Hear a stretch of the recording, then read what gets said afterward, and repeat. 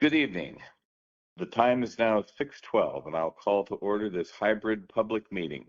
It's February 4th, 2026. My name is Andy Gregg. I'm the Vice Chair of Historic Preservation Commission. Chair Elaine Thatcher is unavailable this evening. Regular meetings and public hearings of the Clark County Historic Preservation Commission are held in hybrid format with both in-person and virtual participation options for commissioners, staff, and the public. This will allow for safe participation by the commission members, staff, and any citizen interested in attending. For those of you who are joining remotely via computer, you should be able to see tonight's meeting agenda on your screen. If you can't see the screen and have joined by phone only, I will be announcing the agenda items as we move through the meeting topics. Members of the public and applicants that have joined remotely are attendees. Other event participants cannot hear your audio unless you are acknowledged by the commission chair or staff and are unmuted. This evening's agenda is planned as follows: roll call, prior meeting minutes approval, public comments for subjects other than public hearings on tonight's meeting agenda, as there will be specific public comment periods as part of the hearing. Updates from partner organizations, public hearings for 3 certificates of appropriateness applications, new business, old business, commission announcements and events, subcommittee updates, good of the order, and adjournment. We'll now have a roll call of HPC members who are present for meeting. Commission members, please say, "I'm here," after I call your name. Jan Bader. Here. Morgan Fraser. Here. Madison Gabig. Here. Andy Gregg, I'm here. Elaine Thatcher is excused. Rob Thomas. Here. And John Zingale. Here. Excellent. Thank you, everybody. And again, thank you for your patience in coping with technology. Prior meeting minutes approval. Next, we'll consider the December 3rd, 2025 meeting minutes approval. Is there any discussion on the minutes?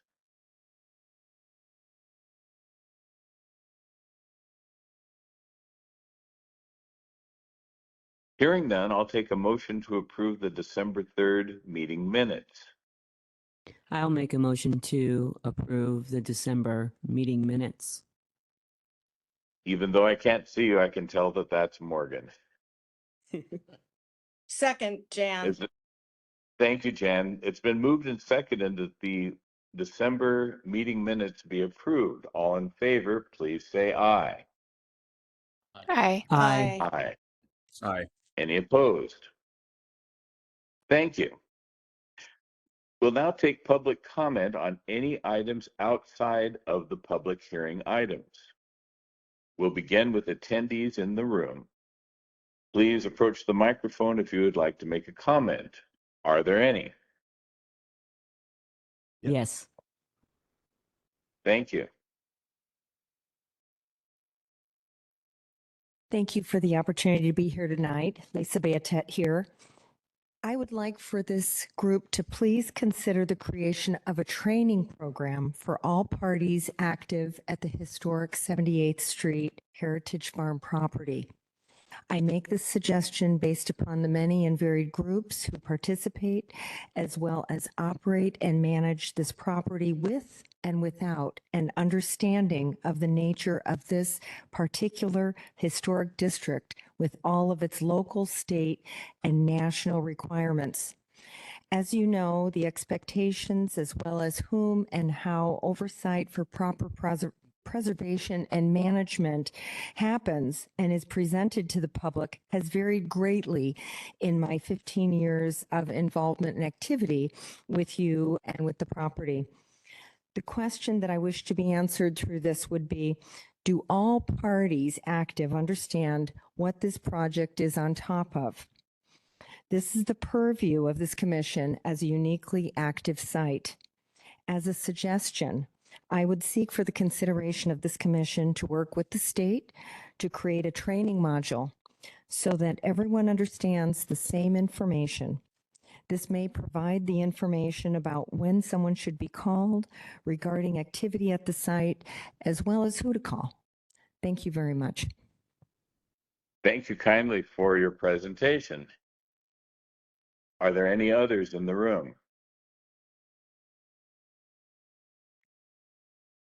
I think the other folks are for the specific applications, Andy. Okay. We have one hand up, two hands up online though, so we're going to allow those folks to comment. So Great. Thank you kindly. So if you were using a computer, tablet, or smartphone, Bart is going to bring up the directions on the screen here in a moment. If you'd like to make a comment, please raise your virtual hand. There are instructions now on the screen. Typically, the hand icon is located towards the bottom of your screen, but you may need to click on the icon that looks like a circle with 3 dots in order to raise your hand. For anyone on the telephone, please dial *3 on your phone's number panel to raise your hand. Staff will be able to see hands once they are raised and will request to unmute you one at a time. Please note that public comment is limited to 3 minutes per person in order to accommodate all speakers. Douglas Wilson, we're going to send you a request to unmute. You should be able to unmute now. Great. Can you hear me okay? We can, thank Hi, you. Doug. Hi. So as you'll recall, I'm Doug Wilson, a resident of Vancouver, Washington. And as you'll recall, in December, at the December meeting, I let you know about a project that our neighborhood association is doing to put the South Cliff neighborhood on the National Register. And I just wanted to give you a brief update on where we're at. With the assistance of Michael Hauser at DAP, as well as Madison. Thank you, Madison. We put together a recording form and have inventoried, at least in the draft state, the entire neighborhood. And we've made preliminary assessments of the significance of buildings. We've also done a lot of background research on the history of the neighborhood and its relationship to the Kaiser shipyards and the massive housing development project that the Vancouver Housing Authority put together during World War II. And so we're still doing some background research, but we're beginning to gel the types of significance that the neighborhood might have, including under criteria A for its association as a response to the massive increase in population in Vancouver as a result of World War II. And in addition, under criterion C for the very well-preserved mid-century types of properties that are associated with the project. In addition, I'll note that we've gotten a couple more historical architects involved who have agreed to help us. One of them, some of you may recognize, is Holly Borth, who was at the Department of Archaeology and Historic Preservation and is now in the Portland area. We have another one as well who's going to help us out a bit. So I just wanted to give you a heads up on where the neighborhood is moving on that nomination. And hopefully in the next month or two, we'll have something for review. Thank you. Thank you, Doug.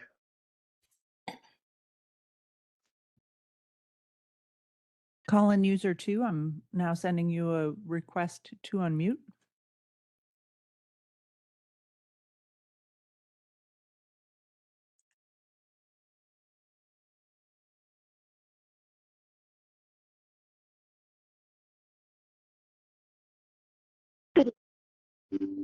Good evening. This is Holly Chamberlain reporting from the Historic Trust.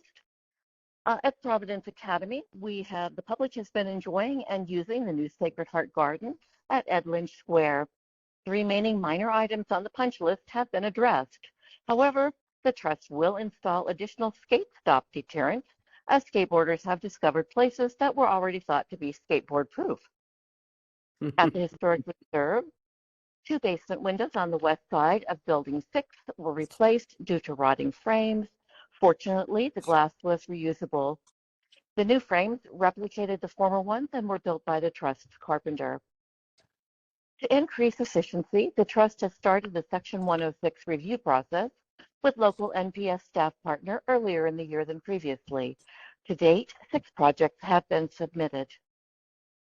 Recent paint throwing vandalism at the local congressional office of Marie Glusenkamp Perez was repaired by the Trust crew. Power washing removed most of the red paint from the building entry doors and adjacent monument signage. The rest of the paint was scraped off. Damaged areas have been repainted. Due to receiving a reference query from a person in Georgia, the Trust now knows that Building 21, the farthest east building on Officers Row, has several siblings at the former Fort Oglethorpe. We had not known previously that the building plans had been used elsewhere. While the Trust does not have a copy of the original standardized Army quartermaster plans for the building, we were able to supply the questioner, who owns one of the buildings, with the architectural drawings done for the 1987 local rehab and the information on how to find the plans at the National Archives. The event venue staff held a well-attended open house on February 1st to share information about all the spaces and give tours. Several vendors had displays. The 4 reserve event venues attracted 191 events in 2025, and the most popular venue was the Red Cross Building. The Academy hosted 84 events this past year. The Trust will present Paul Hayden Kirk and Mid-Century Modern Northwest Architecture on Thursday, March 12th at 6 p.m. at the Red Cross Building. Speaker Dale Kutsera from Humanities Washington will share material from his monograph on Kirk. As of this afternoon, there were only 4 seats remaining, so if you are interested, plan to sign up very soon at thehistorictrust.org. Thank you very much.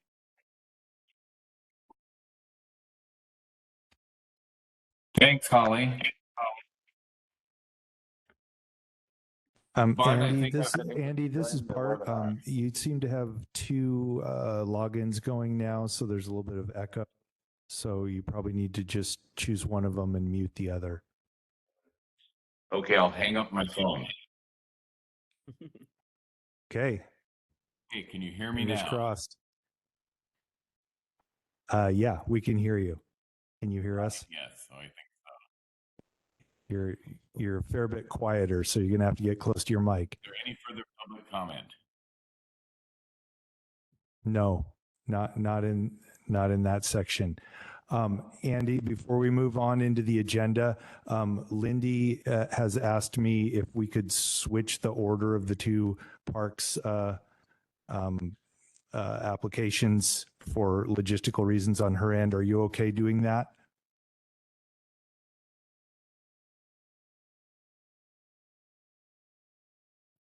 Yes.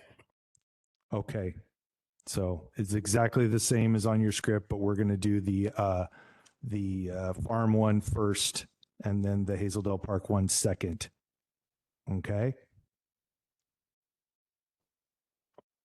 Okay. So we're going to do the farm one first. Yes. Great. Nice to see everyone. I will now open this hybrid online public hearing for a certificate of appropriateness application for a proposed nude shared use pavilion at the 78th Street Heritage Farm. The steps involved in a hearing process are shown on the slide. Do any commission members have any ex parte contacts or conflicts of interest? Hearing none. Clark County staff will now give a summary of the staff report and recommendations. Bart will present the staff report. Thank you all. Bart Catching, Community Planning. I'm here to summarize the staff report findings and recommendations for OLR 2025-00004. This is an application for a certificate of appropriateness for the construction of a new structure on at Heritage Farm. The staff report has been available online, and so I will not read the staff report in detail. I'm assuming that the commissioners will ask any questions that they have of myself and the applicant when we're done. I will just briefly summarize why we're here and our findings as follows. The Heritage Farm is on the National and Local Heritage Register. We are doing the certificate of appropriateness review for this request because it is not an exempt activity. It is new construction on a portion of the property. The farmland itself is considered a contributing feature, and so any new construction needs a commission review. So that's why we're here tonight. Lindy has a nice presentation, so I won't go into the physical characteristics of the site in much detail because the photos in her PowerPoint do it better justice than that. I will bring your attention to the review that we do for these county applications. We follow the Secretary of Interior's standards when we are doing these reviews, and so we make findings on the applicable standards involved. Moving to those criteria, there start on page 4 of the staff report. We have them labeled 1 through 10. The first finding is that every reasonable effort shall be made to provide a compatible use for the property, structure, site, and environment. The findings for this, we find that it meets this because the proposed structure is new and would make a modest alteration to an unimproved area, wouldn't require any demolition or change to any existing historical structures. So we find that standard is met. Standard 2, the distinguishing original qualities of the building, structure, or site, in this case the site, shall not be destroyed based on the nature of the application, that this is new construction on top of open area of the site. We found that nothing will be destroyed or irrevocably altered. So we find that this standard is met. Number 3, buildings and structures shall be recognized as products of their own time, and we are not altering an existing historical structure. Based on the description provided by the applicant, it's clear that the proposed structure would be a new type structure that would be very well differentiated from the existing structures, and so there would be no confusion. It would be a product of its own time, so to speak, and we find that this standard is met. Standards 4, 5, 6, and 7 relate to alterations of existing buildings, so these are not applicable to this application. Number 8, every reasonable effort shall be made to protect and preserve archaeological resources. As always, the Parks and Public Works staff have been very forthcoming with both preemptively doing archaeological work and offering access to staff for any archaeological reports that they have. This recommendation includes conditions of approval for the usual inadvertent discovery language. We have no reason to think that this project would violate any archaeological regulations, and Parks staff knows the procedures to follow if they did find anything. Number 9, contemporary design alterations or additions to existing properties shall be discouraged if they don't and shall not destroy significant historical, archaeological, cultural material, etc. we find that this standard is met based on the compatibility statement that I went over earlier, and that this is new construction. And then number 10, whenever possible, new additions or alterations to structure shall be done in such a way that alterations can be removed in the future. This is intended to be a permanent structure, but as I stated before, the way the applicant has proposed the project, it would be on a unimproved piece of ground. So as always, they would use the minimal ground disturbance necessary to make a safe building. And we have no reason to think that the site itself would be irrevocably harmed. As we've stated in other projects at the farm, most areas have been tilled, plowed, utilized many times over the years. So staff does not have any reason to think that a building foundation like this would cause any undue harm to the site. So we find that 10 is met as well.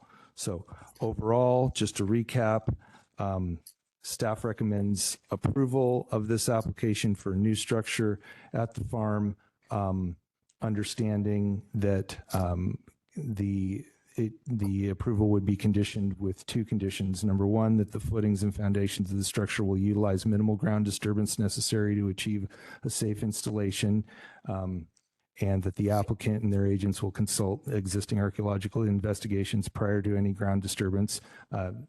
They always do this, and so we appreciate their cooperation on that. And of course, should any cultural or archaeological resources be discovered during the construction of the structure, standard inadvertent discovery procedures are to be followed. This also runs with any ground disturbing work on any of these type of applications. So with that, that is my summary of our findings and recommendation of approval. And I'm happy to take any questions from the commission at this point before we hand it over to Lindy. Does the commission have any questions for staff?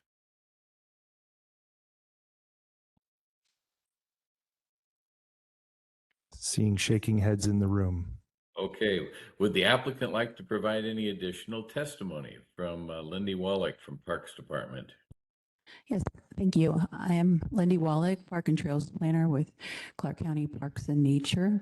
And my supervisor, our Planning and Development Manager, David Stipe, is also on the call as well. I just want to start by thanking Bart and Susan for helping us through this project process. And is it still loud now? Yeah. Even further? Yes. Okay. I didn't give you my mic. Oh, are you sure? There's something weird going on with that one. Thank you. Sorry about that. How's that? Is this better? Okay, so I do want to thank Bart and Susan for helping us through the process, and thank the commission for hearing us tonight and considering our application, and for Hazel Dell, which will start right after this one. So I'm going to walk you a little bit through Hazel Dell, Heritage Farm, a very brief history. If we start on slide 3, I think. The next one is a nice, pretty picture. Okay, and then move on to the next slide, please. So Heritage Farm is 80 acres of a 100-acre historic district referred to as the Clark County Poor Farm, as Bart explained. The farm property has been managed by Clark County and/or Washington State University since 1875. It's operated as the Clark County Poor Farm from 1875 until the mid-1940s, when it became the Washington College Agricultural Experimental Station. Around that time, ownership of the 80-acre farm was transferred to the college, and a 20-acre section at the southeast corner was identified as Hazel Dell Community Park and remained in operation by Clark County.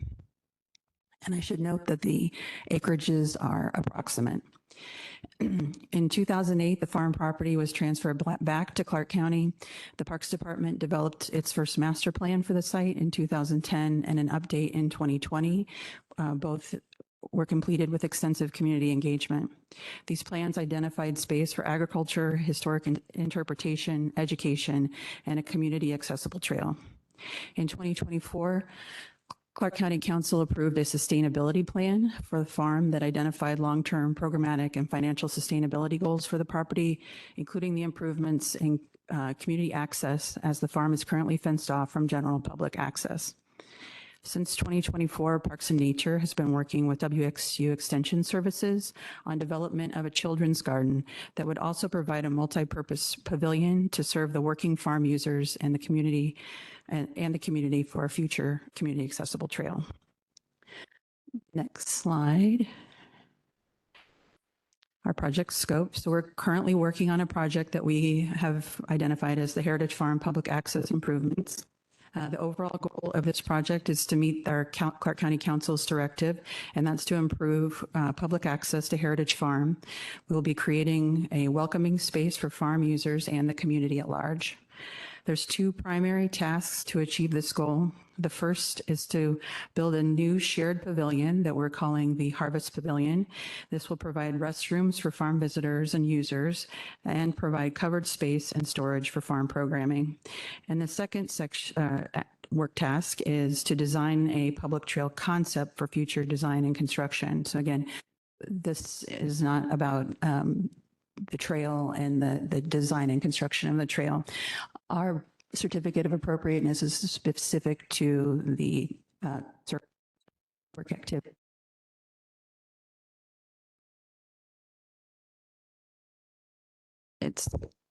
Oh, there we go. Okay.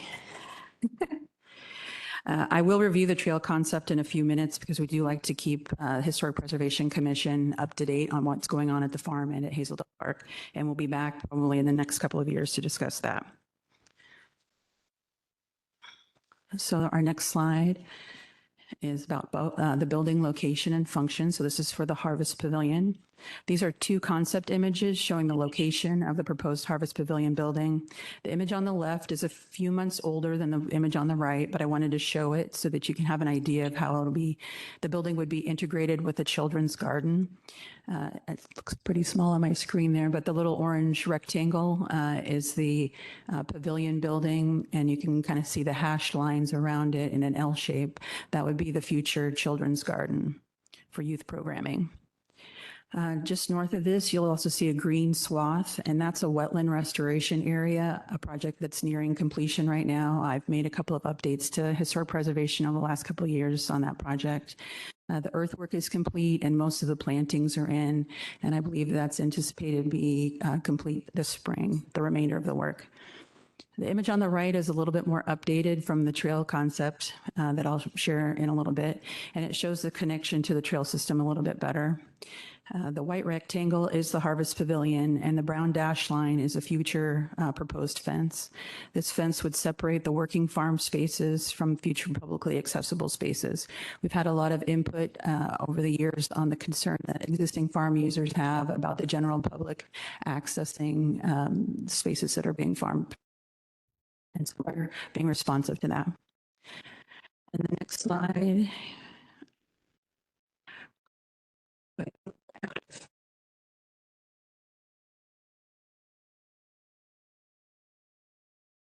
A little bit out of order, but this is our building selection process. We're buying a pre-engineered building that would be delivered and assembled at the site.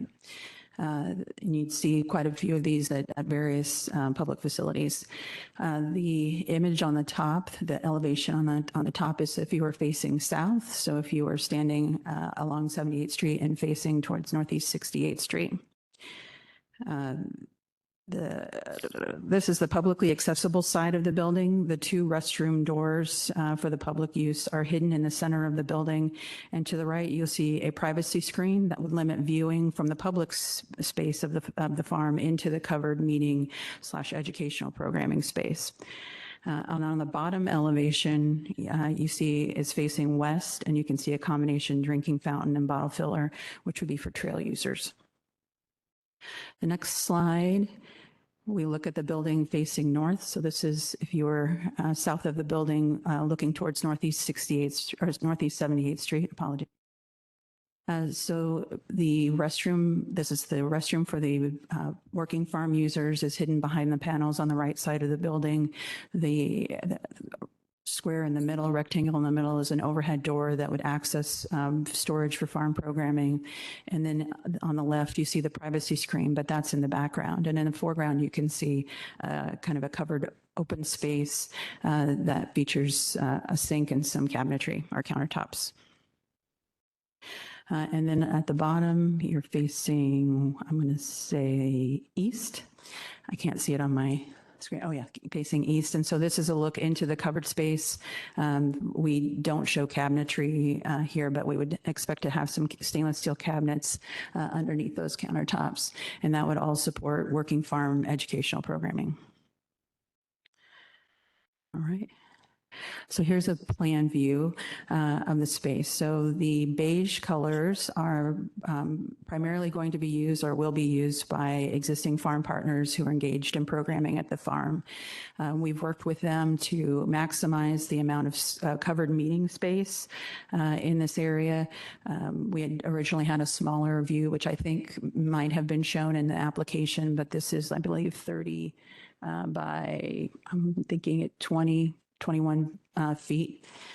And you can see the restroom on the right hand end of the screen and the storage area that I discussed earlier. The light green, yellow spaces or squares are the unisex restrooms, which would serve the future public trail. And also the existing farm users would be able to access restrooms as well if they needed to. Okay. So materials and colors, these pre-engineered buildings are generally constructed of CMU block walls. We will be using wood trusses. The exterior of the CMU block walls will be covered in wood siding or composite siding that appears as board and bat. Also important, we did try to make this building look more agricultural and not try to mimic any of the existing design that you see in the administration building or the we've selected a metal roof, metal trim. Under the covered space, you would see a sealed tongue and groove ceiling, kind of brighten the space up. We have steel doors and frames, painted vents and downspouts, and we'll have anti-graffiti coating over the entire exterior of the building, which will help with maintenance. On the right, the Fabrol is the roof color selection. It's a dark gray metal roof. The three colors at the bottom are meant to to kind of relate to the administration building and the other buildings. We've selected cultured pearl for the body of the building, which would be the siding. The door trim and door frames would be the arcade white, and the umber color would be the roll-up doors and the actual metal doors themselves. This is a color rendering from the building manufacturer. It also shows two skylights. I forgot to mention those skylights. I think there's four altogether on the other side of the pitch as well. Those will likely need to be increased in size just to create more light underneath that large covered space. But this is what we anticipate the building to look like, other than you would see the cabinetry below the cabinets, et cetera. Oh, and then also most likely there will be movable seating underneath the covered area, most likely picnic tables. We work with farm users to find out what works best. The next slide addresses fencing. The trail project will definitely include fencing that separates the working farm sections of the site from the publicly accessible sites or portion of the site. And we know that we're probably going to involve some fencing in this project as well, although after this building is constructed, the site won't automatically be open to the public, the general public. So we have two types of fencing that we're looking at. For separation between the public spaces and the working farm spaces, we're considering a 6-foot-high fence option, the two that are on the left. And then on the right, we have a more decorative fence. This would be what would separate the general public, like along 78th Street, from just entering the site. And we anticipate that to be 48 inches in height. So you see two fence options there. These are the existing condition. So this is the look at the field that will be disturbed when the building is constructed. This is currently a space that's in use by the Master Gardeners Group at Heritage Farm. It's an organic practices field. We are working directly with them to relocate them to a new suitable space on the farm, and we anticipate that this work is going to be done this spring. It's also important to note that a full archaeology study was done in the area along the wetland restoration project boundaries, including the space where this building and the utilities would be installed. We've been working with our environmental permitting contact, and they are in conversation with DAP to confirm that those reports can be used for this work. If they find that they cannot, we will pursue additional archaeology studies as required for this historic property. The next slide is a quick overview of the trail concept. So again, this is not part of the work, but we just like to share where we're going. This concept was developed with input from farm users groups and the general public. We just had an open house in since July of last year to develop these trail concepts. Some high points are it connects users from Northeast 78th Street to Northeast 68th Street by way of Hazeldale Community Park. The sections on the north end and the south end will be constructed to meet ADA standards, so the Americans with Disability Act standards. Sections that travel up the steep slopes that are in the middle of the farm will not be able to meet ADA standards, but we will design them to meet the U.S. Forest Service guidelines for accessibility. That allows up to an 8% slope with more frequent resting spots. A portion of the trail travels outside the historic district boundary into what we call the hidden property, which is on the east side there. You can see the original property boundary ran directly north to south on the east side. But a couple of years ago, we purchased an additional property, which is not part of the historic district. And we did that with the intent of helping this access improvements project. That parcel will most likely include, it does include wetland views because it's a wetland, and it will most likely involve a boardwalk. The trail that's constructed, so I'm not quite done with that. The trail that's constructed will feature interpretive plans. We know there's already an interpretive signage plan for the farm, but we would be updating that as a part of any future design work that we do. And it would be focused on celebrating the history of the site, as well as informing visitors of the great work happening at the farm today. Okay, now I'm ready for the next one. So these are our next steps, just to let you know where we're going with this project. We will be presenting this project at Clark County Council at a work session on February 18th. From that, and also to our Park Advisory Board next week as well. After that, those two steps will be beginning full design and procurement of the building. We include permitting that's going to need to be done, and any additional archaeology review, if it's required, would be complete. We will move forward with installation of the building, hopefully completing that by the end of the year. And I would anticipate that somewhere in 2027, we'll begin design of the trail. And that would have an entirely different set of outreach and engagement steps to make sure that we're listening to the community and to the farm users. And that is the end of my Heritage Farm presentation. Thank you very much. Does the commission have any questions for the applicant? This is Commissioner Frazier. My first question is going to be, because this is going to be a permanent building, and Bart mentioned footings, but is it going to be footings, or are we pouring a cement pad? It'll have a cement pad. Mm-hmm. Okay. Then my only other comment really is it's about the design of the building. I really appreciate how you took into some consideration with the wood trusses and things of that nature. And I understand that this is going to be, hopefully a highly trafficked area. But in light of it being inside of a historic district, and I'm not saying that I'm thinking it should look historic, but this is the county's opportunity to make something beautiful. And I feel that in most of the parks that I see, everything is very utilitarian.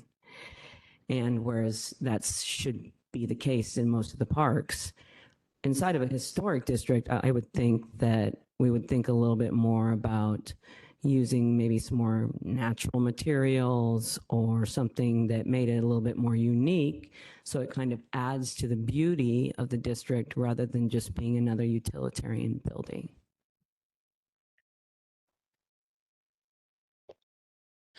Do I respond to that or do? No, that was really just, that's, you know, that's how I feel as a commissioner and as a resident. Okay. You know, I really would love to see the county really treasure these really unique spaces that they have. It's not just another park. Even Hazeldale Park that we're going to talk about next is not just a park. Right. These are special parks. That's why you're here. And I did want to thank you though, because I do see that there was a lot of care taken into picking out the building. But when I hear prefab, when I hear these really kind of shortcut kind of things, I'm kind of like, really? Do we really have to shortcut everything inside of a historic district? Is this really the time and place when we could go above and beyond to make it a better, more beautiful place? Mhm. And I don't expect you to make a comment on that. Okay, You thank you. did a great presentation, and thank you for answering the questions. Thank you.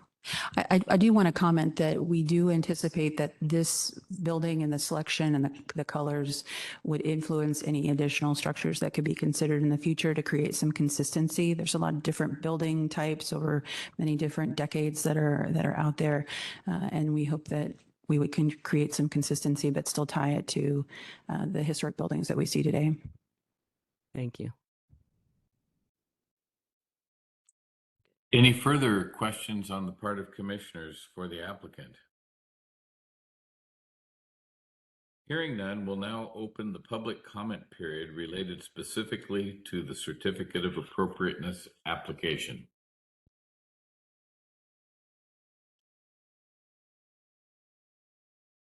We have any? So we'll start with online comments. If you're using a computer or tablet or smartphone, if you'd like to make a comment, please raise your hand, your virtual hand. There are instructions that will be on the screen soon on how to do this. Typically, the hand icon is located towards the bottom of your screen, but you may need to click the icon that looks like a circle with 3 dots in order to raise your hand.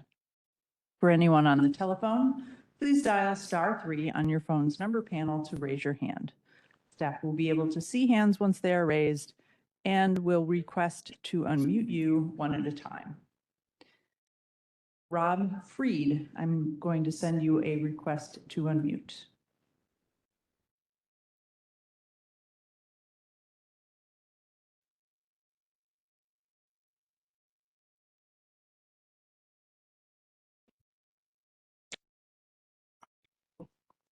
Okay, it looks like I've been unmuted. My name's Rob Freed. Can you hear me okay? Good Yes, we evening, can. the former chairman. Hi, Andy.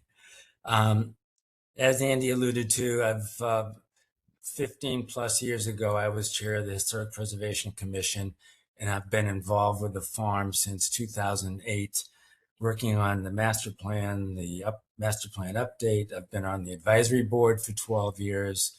I was on the sustainability plan committee. Anyways, and I have a background in historic preservation. I've been involved in the farm for quite a while. I do think the pavilion is a needed resource to add to the farm to accommodate the users.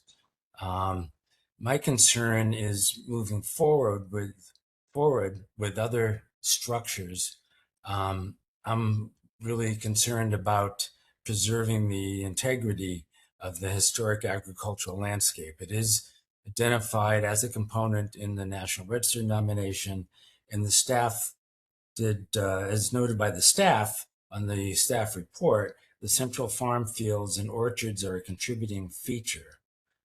Going forward, as structures and other projects are proposed, I would just suggest that the commission be mindful in preserving the historic landscape, be it visually or impacts on the agricultural areas. The farm, it does have the historic background as a farm, and that's what we're trying to maintain. But currently, I would say the pavilion would be an added resource to the property and would certainly get a lot of use. Thank you. Thanks, Rob. Any further comments? Yes, Jude, I'm sending you a request to unmute.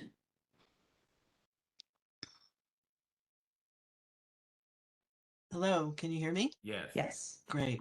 My name is Jude Waite, and I am a neighbor and stakeholder and public and gardener and technical assistance provider. The farm has been the hub of my activities since 2012. And I really appreciate the park taking over this future farm vision in a positive way. And just to get this out of the way, on the matter on the agenda, I think the new structure is very advantageous to the farm users of all types, public and users.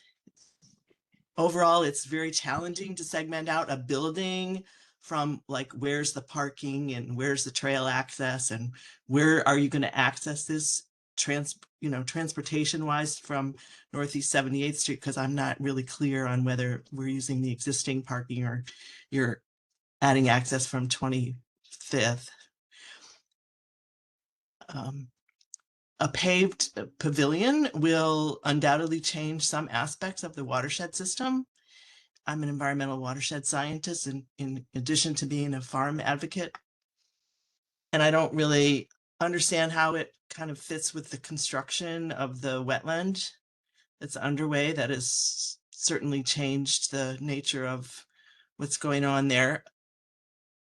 I don't just realize that you are paving active farmland that's been stewarded by the master gardeners, which requires an amazing amount of work over many years compared to the opportunity to use a compacted or grassy area. So maybe I don't understand it actually, because I haven't been to any of the on-site, this is where we're putting it kind of tours. And I also agree with the commissioner who mentioned, or the former commissioner, whoever, about an innovative building design. Like we have an opportunity for a pole barn or using reclaimed wood. So you could combine the historic nature of our forest-based and agriculture-based community with the future of how wood is being utilized now. The positives, I love the access and I love the fact that you're going to make it like a trail system from one park to the other. I think that's really important. There's a lot of potential. You say it's fenced off to the public, but there is a lot of public access through these groups that host tours and events. The concerns for the park design in general and the access, fences constitute barriers for people and wildlife, and privacy screens do the same thing. I don't know how if you've talked to the ornithologists and pollinator folks.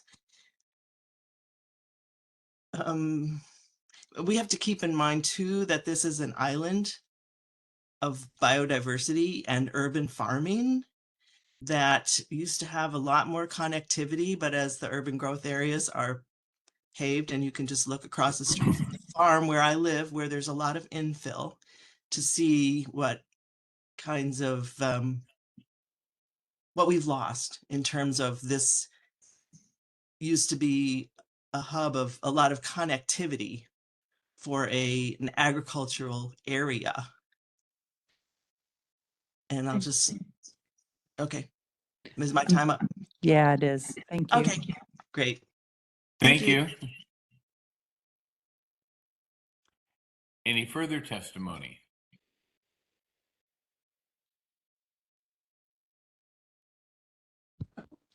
No one in the room for this one. We have some folks for the other one, I think, Andy. Okay, so the public hearing is now closed. The commission will now deliberate. The commission must make findings that either agree with the staff's findings on each criterion or make specific comments on any finding. So we'd like to open this for discussion on the part of commissioners.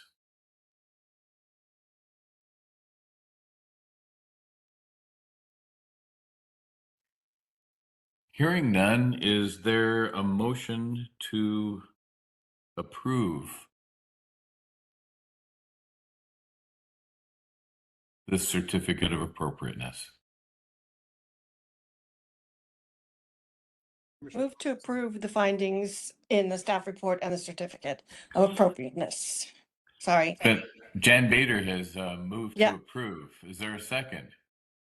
Commissioner Thomas, second. Rob Thomas has seconded. It's been moved and seconded that this certificate of appropriateness be approved. All in favor?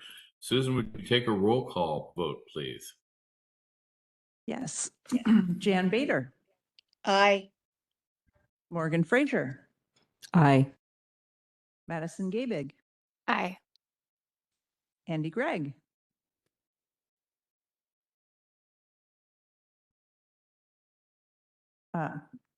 Vice Chair Gregg, Aye. Rob Thomas, John Zingale, Aye. 6-0, motion passes. Thanks, everyone. Now we'll go back to the previous certificate of appropriateness, this time regarding the Hazeldale Community Park, if I'm correct. I'll open this hybrid online public hearing for a certificate of appropriateness application for the proposed public access improvements at Hazeldale Community Park. The steps involved in the hearing process are shown on the slide. Do any commissioners, members have any ex parte contacts or conflicts of interest? Rob Thomas. I just visited the property today for a walk in the sunny environment. Impugns your consideration. Park County staff will now give a summary of the staff report and recommendations. Good evening again. This is Bart Catching, and we are continuing with another project on the south end of the historic Heritage Farm area. This project is for public access improvements at the park, Hazeldale Park. This is a slightly different nature of project, as the staff report reflects. This is not to build or alter any structures that are existing, but to basically improve what is there and make it more usable for the general public. That is what I took away from the application as I was reviewing it. Again, the application and the nomination background information has all been available online and from our department for quite some time. So I have no intention of rehashing that unless somebody has a particular question.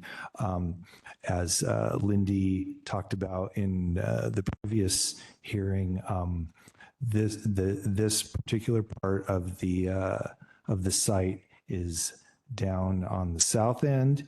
It is an existing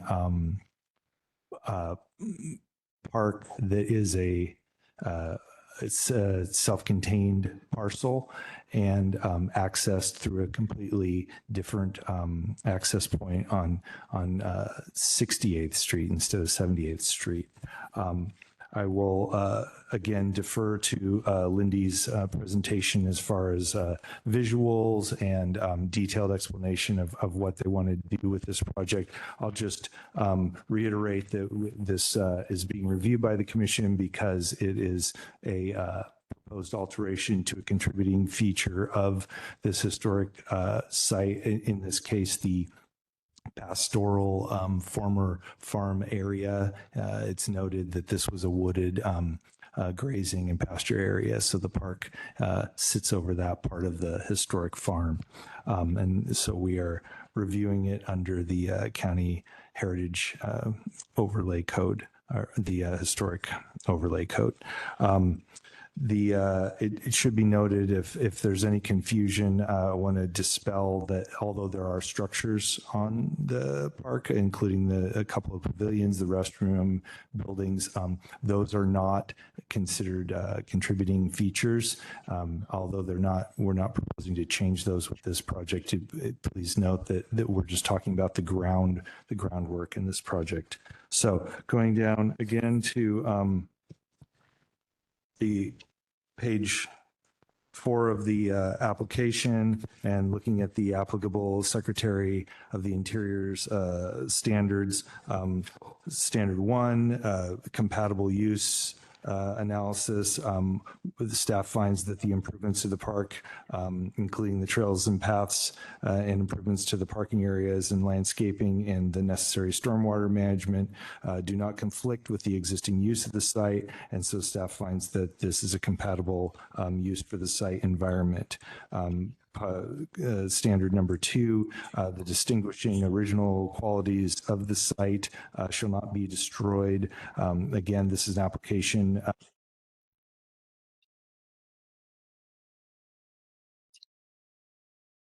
We lost sound, Bart. Yep, I know my mic started dying on me here, and we will see if it will work for us now. The park itself includes ADA accessibility, minor grading, and landscaping. So there'll be some inevitable ground disturbance. But the plans show that this would be minimized and only to achieve the goals of the project, which would be increased parking and pedestrian access, stormwater management, et cetera. So staff finds that standard number 2 would be met by this project. Standards 3, 4, 5, 6, and 7 all have to do with structures or changes to existing structures. So we find that those are not applicable to this project. Standard number 8, every reasonable effort shall be made to preserve archaeological resources. Again, not to repeat myself, but park staff does an excellent job doing preliminary and during project work. They're well aware of the inadvertent discovery rules, and so staff has no qualms about finding that this either is or can be met in terms of archaeological resource preservation.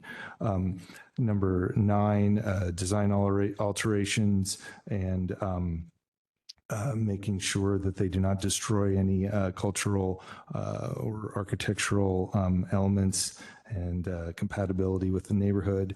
We find that the proposed activity involves accessibility and safety improvements to the existing features of the park, including in some portions of the trails and paths. Given that the existing parking and paths are generally gravel or dirt at this time, staff finds that the proposed improvements as shown are reasonable alterations and compatible with the site. And then finally, standard number 10, whenever possible, alterations should be done in a manner that could be removed in the future, or the essential form and integrity of the structure would be unimpaired.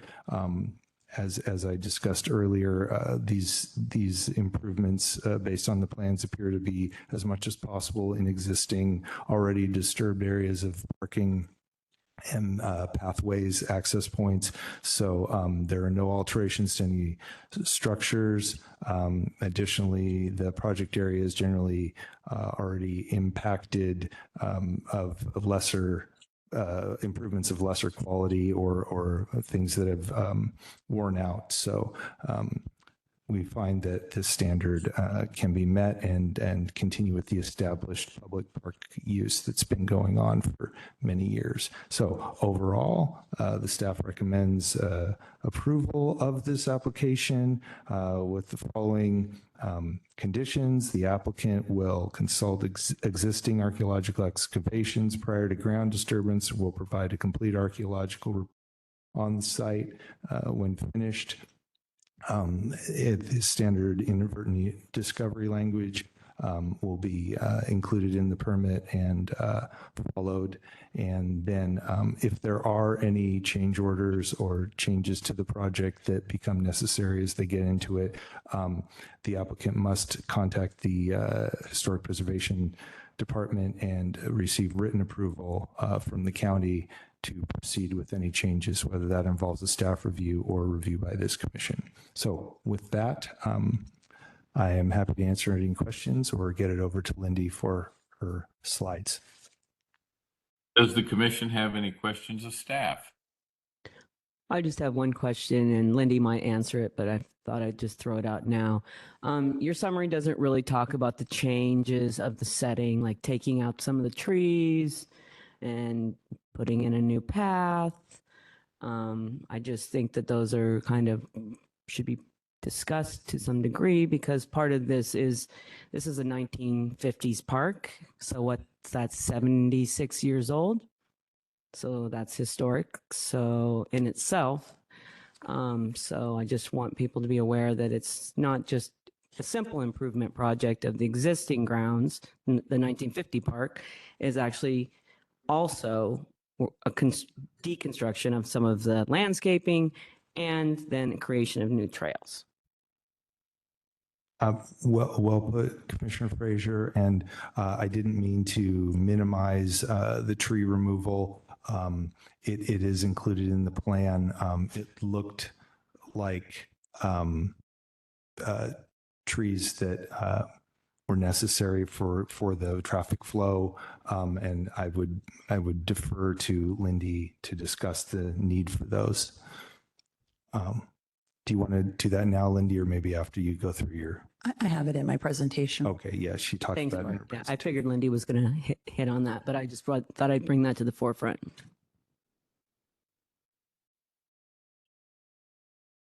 Nothing else in the room, Andy. Okay. Would the applicant like to provide any additional testimony? Sure. So again, I'm Lindy Wallach, Park and Trails Planner, Clark County Parks and Nature, and I believe Dave Stipe is still on the phone, our Planning and Development Manager. So as Bart said, Hazel Dell Community Park is a 20-acre park site located in the southeast corner of the Clark County Poor Farm Historic District. Over the past 3 years, I believe we made presentations to Historic Preservation on this project specifically. We're finally moving forward with construction and ready for the Certificate of Appropriateness application. But I do want to kind of take you through a little bit of a walk back in how we got to this point. In 2023, we began a project to update the park plan for the site, along with present proposed improvements to improve accessibility for visitors with mobility concerns. So here's a look at what we've done so far. In 2023, we issued a community survey to help understand how people were currently using the site, issues that they were experiencing when doing so, and also what they might like to see in the 5-acre undeveloped portion of the park along Northeast 68th Street. So it's important to note that there is an undeveloped portion of the park that extends west out of the property along 68th Street. In 2024, we had an open house and met with the public to share concepts and a site plan for that portion of the park and also these improvements. At this point, after that meeting, we did pause the project because we had some other priorities within parks that we needed to focus on. But we have since restarted it at the end of 2025. We're currently moving forward with the access improvements portion of the work, which is specific to the developed portion of the park, and we intend to begin construction in late summer, fall of this year. So our next slide. I'm going to review the park plan update just really quickly, but again, this is not part of our application, but I think since we're here, it's good to go through this one more time. I believe you've seen this drawing before, but I think we have some new members. So during the surveys and open house, we gathered input to develop this plan that fits with the character of the site overall, hoping to blend the use with Heritage Farm as they are one historic district. From left to right, west to east, you'll find a large lawn space, the green oval on the left, that lawn space and a farm themed building. And these could serve as a future trailhead for an interpretive tour of the farm as we see these two properties connecting. Moving east, you'll find restrooms and picnic areas. The light brown circle is a nature play area, more seating just east of that. And then the dark brown oval is a space for an outdoor classroom with garden space surrounding it. You also find a large parking area that connects to the parking spaces in the developed portion of the park. We plan on finalizing our park plan later this year or next year, early next year, and taking it through the Planning Commission and Council for adoption. Next slide. So this is specific to our project, our application for this specific project. The overall scope is, as Bart mentioned, is to pave the parking area at the park to formalize parking. We need to add ADA, or Americans with Disability Act's design regulation, meeting design regulation stalls, as there are none at this time.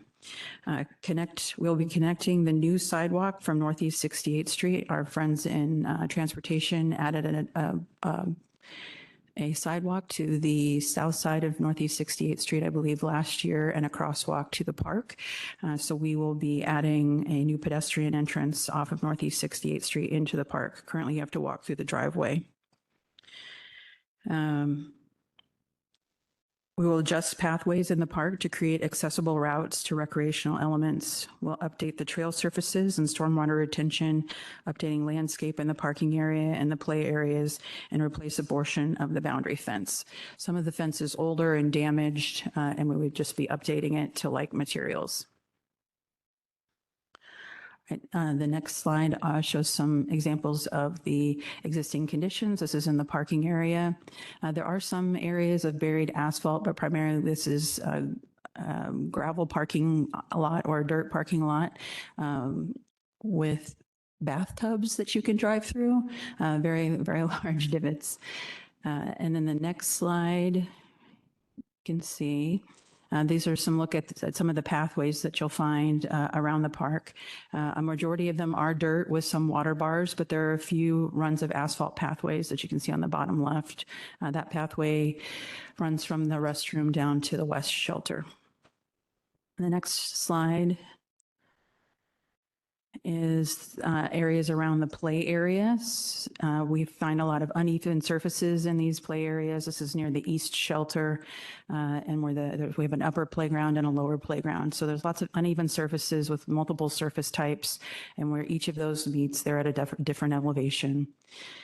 And there's also not a connection between the upper and lower play areas. You have to kind of walk out of your way to get from one to another if you're a parent. The next slide is a plan view of existing conditions. It's not the easiest plan to look at, but the light gray shaded area on the bottom left is parking area. It's fairly informal parking at this point with, of course, no pavement, no striping. The reddish orange lines I drew in, those are where the park trails take you from the shelter up to the restroom building and over to the east side, east shelter play areas. And the next slide is our current project design 30%. We're already on our way to 60% design, but this is where we're at as of today. So the parking area that's shown here provides 41 parking stalls. 2 of them meet ADA standards. It shows a new sidewalk that separates pedestrians from the driveway, as I said, off of Northeast 68th Street. And it also brings that driveway up to meet current county standards. The light gray pathways are concrete and the dark gray are asphalt. The route should all meet ADA regulations, design regulations. At the play area and the east shelter, we have new concrete aprons and pathways. We've also added a new pathway connection between the upper and lower play areas. And we'll also be replacing some of the picnic and seating amenities here as well.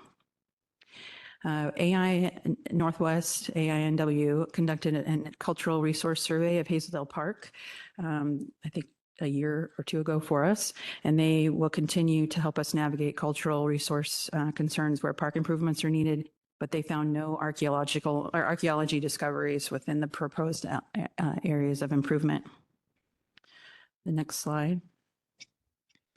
So this slide shows tree removals specific to this project. We did recently complete a hazard tree project in the park. 2 years ago, I believe, we hired an arborist to assess the trees in the park to identify those that needed to be either removed or trimmed for safety reasons, that could be snagged and retained for habitat purposes. And so we have another program coordinator who's been managing that project. But that work was, I think, recently completed as of last week or the week before. And so there are a number of trees that look a little bit different than they used to. This drawing is specific to the trees. There's 4 trees that would need to be removed, and there's images of those trees on the right-hand side here. So there's 3 of them that are associated with the parking area. 2 of them are at the crosswalk space. 1 of them is at the other ADA space, or at an ADA space in the main portion of the parking lot, and then 1 up next to the restroom building. We did design this project, or we've been working with our consultants to make sure that we're fitting the parking area and the sidewalks and the pathways in around what the trees that are there. The trees that were removed before or that were trimmed or left as snags were because of diseases that were found by the arborist or other issues.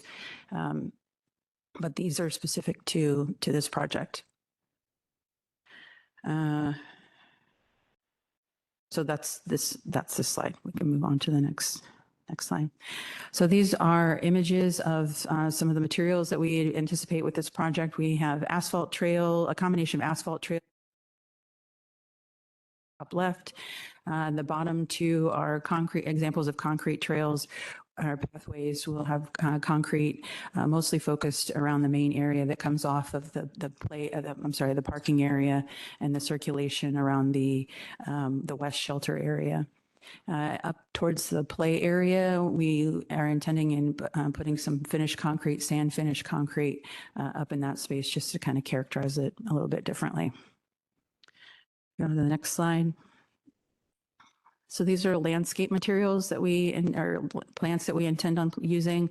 This is just a snapshot of, I think, 15 or 20 different plants that we've been discussing with our landscape architect consultant. Here you see Douglas spirea, you see Pacific rhododendron. I do want to mention we do intend to save the rhododendrons that are planted near the parking area as best we can.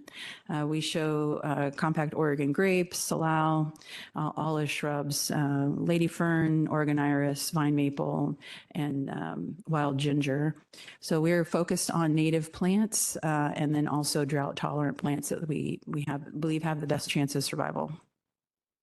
And the next slide. We've also been talking about canopy succession planting. So we know, as I said, we have the hazard tree removal program, and then we're going to lose 4 trees with this project. And overall, we've been really thinking about the health of the canopy long term. And we will be meeting with our forester who manages a lot of our forested areas for Clark County, and also with our vegetation management specialists in the next couple of weeks to talk about potentially adding some diversity in the canopy and selecting trees and spaces where we should be replacing the trees that were removed, but just planning for, these trees aren't going to live forever, and we want to make sure that there's a continuous canopy and a healthy canopy within the park. So these are trees that we're considering. They're all trees that are already there: western red cedar, western hemlock, Doug fir, and grand fir. The next slide. So Bart asked me to just provide an update. We do have a project to replace the play equipment. This is not a contributing area of the park. There's an upper play area, which is typically been for kids that are 2 to 5 years old. And then there's the lower playground is larger, and it's been identified for 5 to 12-year-old play. We worked with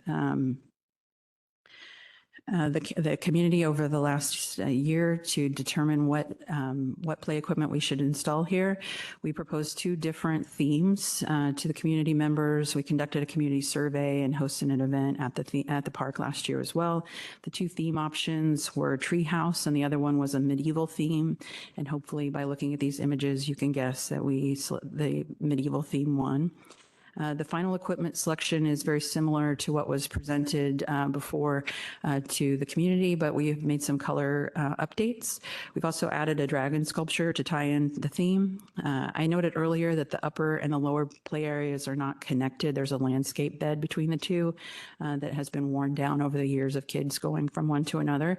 And so we're planning to add a play connection between the upper and lower play areas. And that's what you see on the right. It's a little climbing rope and then a double stainless steel slide and some cultured stone steps that kind of connect both sides together. So we're hopeful that the new update will spark some imaginative play when kids wander through the woods and happen upon the castle with the dragon. All right. Oh, and I should just mention, so the existing play equipment was recently removed. I think it's all out now. The new play equipment has been delivered and it's being installed over the next couple of months. We anticipate that the work would be completed by the end of March. We are making some drainage improvements in that area, and we're retaining the engineered wood fiber, which is the chips, the play chips that you see as the surface for the play area. All right, the next slide, please. So here's a look at our next steps. So our improvements project timeline, right now we are approaching 60% design. We're going to have an open house. I believe it's March 7th. And we're going to actually have two different options for attending. One will be in person, kind of an informal, as open houses used to be, where you can come in and I can show you pretty pictures of the work and we can have one-on-one conversations. And then that following Wednesday, which I'm going to guess is the 11th, we'll host an online hybrid meeting, not a hybrid, we'll host an online meeting similar to this one where we'll have a presentation, and we'll also have a Q&A session specific to the project. From that point, we'll move on to engineering review. So that's finishing the design and having the permitting work, working with community development on permitting. And then we anticipate construction happening between August and December of 2026. For our park plan update, we are planning on finalizing that plan for the additional 5 acres here, hopefully by the end of the year. And then we'll also have review of that through all the appropriate entities, including the Park Advisory Board, Planning Commission, and Council. And those will, of course, be public meetings where people can voice their opinions and concerns. That's it. Wow, thank you very much, Lindy. Does the commission have any questions for the applicant? Yes. This is Commissioner Frazier. I understand taking down the trees because you got to make the parking lot better. And I really like the canopy succession plan. I do want to point out that in the nomination, it specifically calls out the park for its distinguished Douglas firs. So in the succession planning, I think that it would behoove the parks to stay on that theme of the Douglas fir, not saying not to plant the other trees at all, plant as many trees as you want, but to kind of keep that wooded look, you know, and I appreciate, you know, like keeping some of the hazard trees as snags, because I really don't like it when they take out every single hazard tree when some critter could live in it. I'm not exactly sure why the new trails are planned or why we're realigning them. So I guess that's questions. Sorry. So the trails are being realigned because the current trails, I should have mentioned this, do not meet an accessible area and pathways to the park. So the goal is to create ADA accessible trails that take you, or pathways that take you to all of the recreation amenities. So to the 2 shelters, the restroom building, and the play areas. The remainder of the trails in the upper area, we're not going to be working towards those. Thank you. Thank you very much. I think that it's a great plan. And I definitely really like the use of native plants in having the landscape And I think it's a good project. I think that this area deserves a really nice park. Thank you. I do want to mention that we would be focusing on Douglas for the idea of talking about diversity is really in terms of thinking of the longevity of the park, because there's a lot of trees that aren't happy with the changes that have been happening climate wise. And so it's harder to keep a Western red cedar alive, although we love them and we want to keep planting them, but just thinking about how the changes and, you know, what we believe we're going to experience over the next several decades.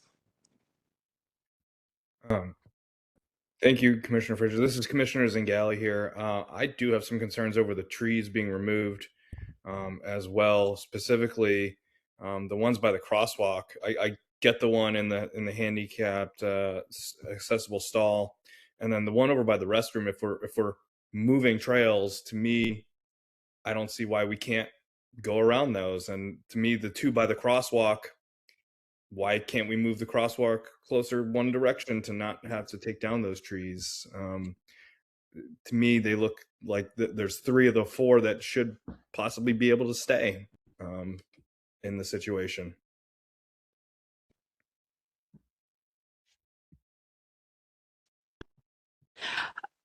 So our consultant is meeting design guidelines, especially for the width of the entry point. I don't think it's necessarily specific to the crosswalk, but it's the width of the drive aisle through that section. It's very narrow right now. And then I think you said you acknowledged the one by the accessible parking space, and then also up at the north area near the restroom building, we are again trying to meet accessibility guidelines, and so that's what I think positions the trails where they are, or the pathways where we are. We're again really not trying to remove trees where at all possible. This is David Stike. Can you hear me okay? Yes. Yes. So it's also worth keeping in mind that sometimes there's an elevation change that's required to meet certain driveway geometry and walk geometry. And so there may be a tree that seems like it's 2 feet away from the edge of pavement, or we could move the pavement 2 feet away. But it could be there's a vertical component to the sort of the redesign work that doesn't really show up in a plan view, and you can't obviously cut into the ground around a tree without having an impact on its roots, but you also can't fill around a tree over a certain amount, and you certainly can't compact the fill over the top of the tree. So I can assure you that we're doing our level best to not change the character of the park itself. It's something that Lindy and I have talked about from the very beginning. We want this to be a more accessible, historic feeling park. I get it. Yeah, I that parking lot definitely, like, it needs work. Trust me. I'm well aware. We've used it with the kids, and I'm happy that there's some improvements going. I guess, like, to me, it's like, okay, if we need to widen that way for the 2 trees, why can't we just take down 1 instead of 2? I guess that's some of my thought process is like, well, if we need to widen it, can't 1 tree stay? I guess, I have to at least voice my thoughts on all this. I totally understand, and I appreciate your perspective. It's the same perspective that Lindy and I have sort of kept in the sort of forefront of all of the work that our consultants have done, just minimize the impact to trees. Unfortunately, the storm damage that we experienced last month was far more impactful to the canopy than this project. And so if you've watched the cleanup of fortunately we had the hazard tree project getting started when we had the cleanup to deal with, and we recognize that the canopy is not only important for Heritage Farm and for Hazeldale Park, it's important for the community. These are cooling centers in the hotter summer days, and we're gonna manage the canopy as a whole, and we're doing that across all of our parks at this point. really paying attention to canopy. Yeah. And I appreciate the thoughtfulness of choosing the plants that are going in there. And I love how you're going to try to save the rhododendron that you can. And just as Commissioner Frazier suggested, like, going with the correct trees and everything. So I can see it's thoughtful. I'm just always I'm gonna fight for the trees when I can.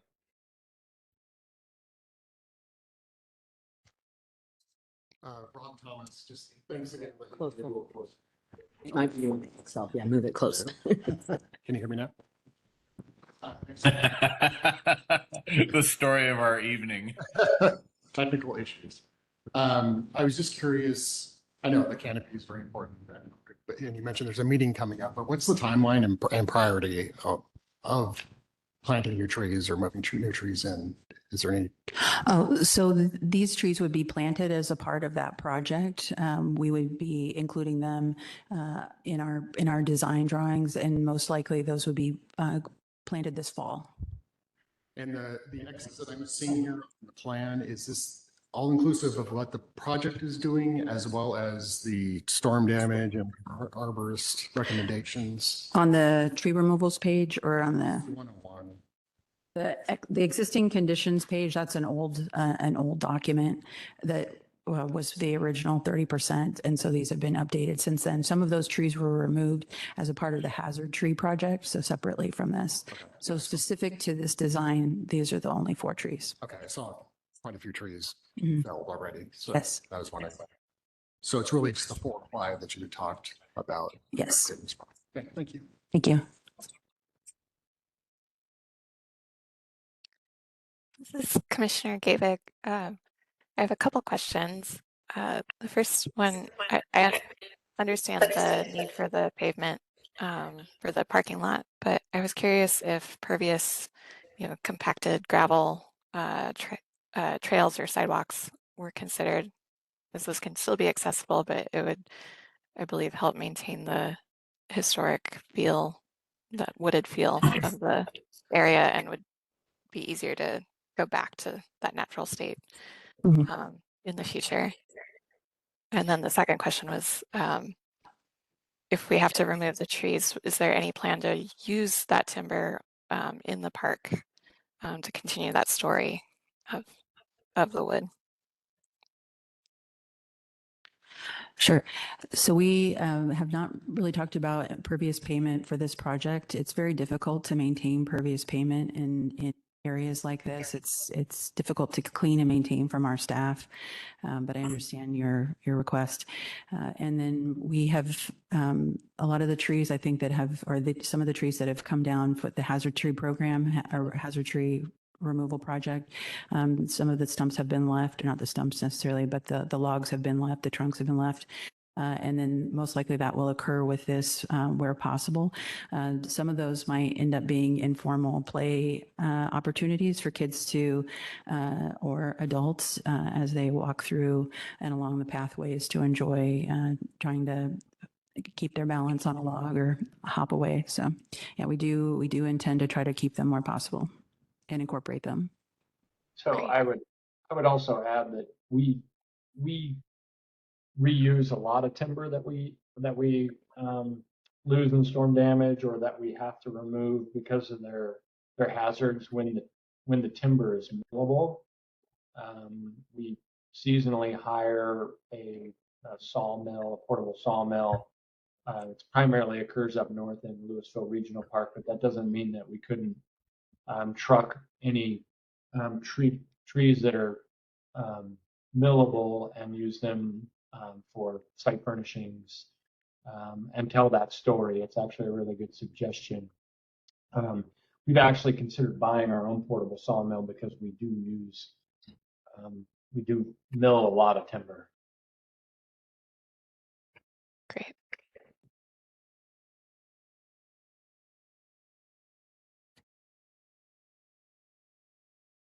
Any further testimony or questions?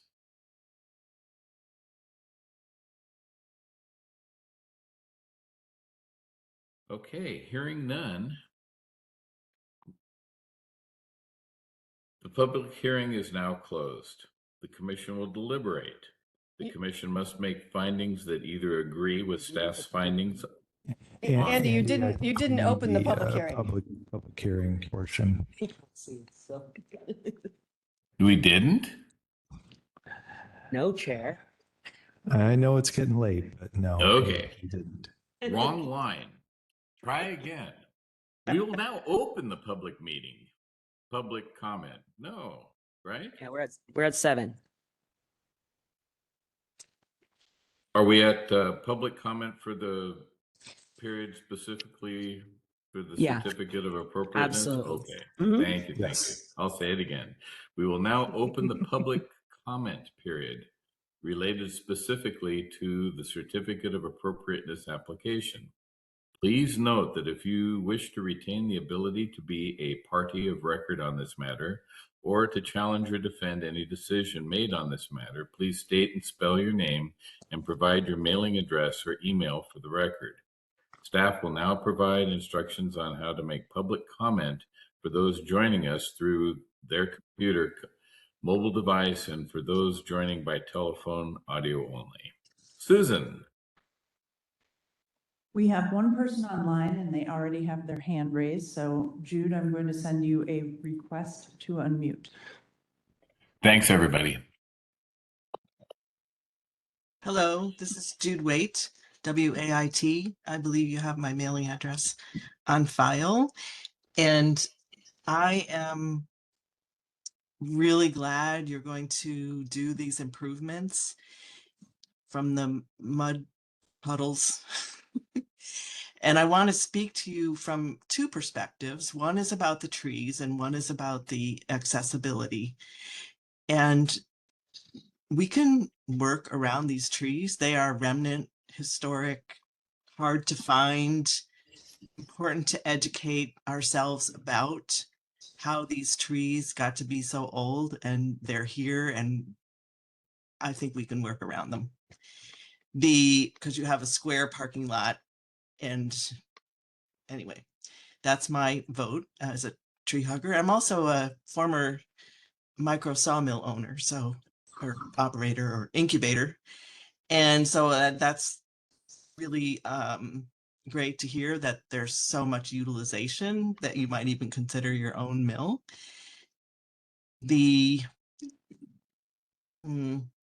So around the ADA, you want to create an accessible place and you have 2 parking spaces. That's a token. If you sell this as an accessible area, you need to make more accommodations there. And also curbs are tripping traps for currently and for injury. So I would be concerned about that with kids running around. The other thing is that the users are a lot of dog owners. And I didn't hear you use that term, but if you've talked to them, I've observed people, walk their dog for a certain amount and then they let them run. And so you might consider an area where that's like not going to mix with the kids or the other publics, that is going to be more sanitary for the whole park. And I would encourage some maybe a little bit of improvement if people can actually walk up the hill to the top where the trail will eventually go through to the other park, that it might need some watershed improvements, some water bars or something like that, just to make sure they're not thoroughfares for water. The surfaces, if you're considering wheeled operators in the ADA category, then you do need to have rolling surfaces. And I would agree to make them, minimal and necessary. But anyway, that's my input for this great park. And thank you very much for working on this. Thank you very much, Ms. Wade. We don't have any other online testifiers. Okay, now The public hearing is now closed. Nope. We have some folks in the room, Andy. In the room, I see. Yes, yes. I didn't see that. You missed out on this party here. And since we have several, that's what you heard the beeps for Jude there. I've turned on the 3-minute timer so we can be equitable with the comments. Understood. So go ahead and identify yourself. Daniel Adams, 6715 Northeast 20th Avenue, which is the corner of 20th Avenue and 68th Street, directly across from the park pasture. Our home looks into the park, into the pasture. We use the park frequently, drive by it many times a day. And our church uses it annually for our picnic there. Wonderful park. And I'm all in favor of everything that can make it a better park. Nice. The paving, the trails. As it is as visible as it is to our home and our daily life, I see the activity, I see its level of usage. Improvements will certainly help. My concern is the proposed expansion west, which is an active red-tailed hawk habitat. Oh. There are roosts that have been placed in the pasture for the hawks who nest in the trees. They hatch, they bring their young into that pasture every year for months and months, raising them in that hunting field, hunting ground, which absolutely has to be preserved. And my concern is that the need from the looks of it is for an additional new park, a brand new park next to the existing park with tons of parking and play structures and ball fields. Honestly, the existing park is not overused, and we bring 70 to 80 people in there for our church picnic. There's never been a parking shortage. So this expansion seems gratuitous, 5 acres of brand new park, but more than anything at the cost of this red-tailed hawk habitat, which is, they're there today. They're sizing up their new year of propagating, and that pasture in its natural state is essential to be preserved. And please fix the old one, leave the new one out. Thank you. Thank you. Thank you.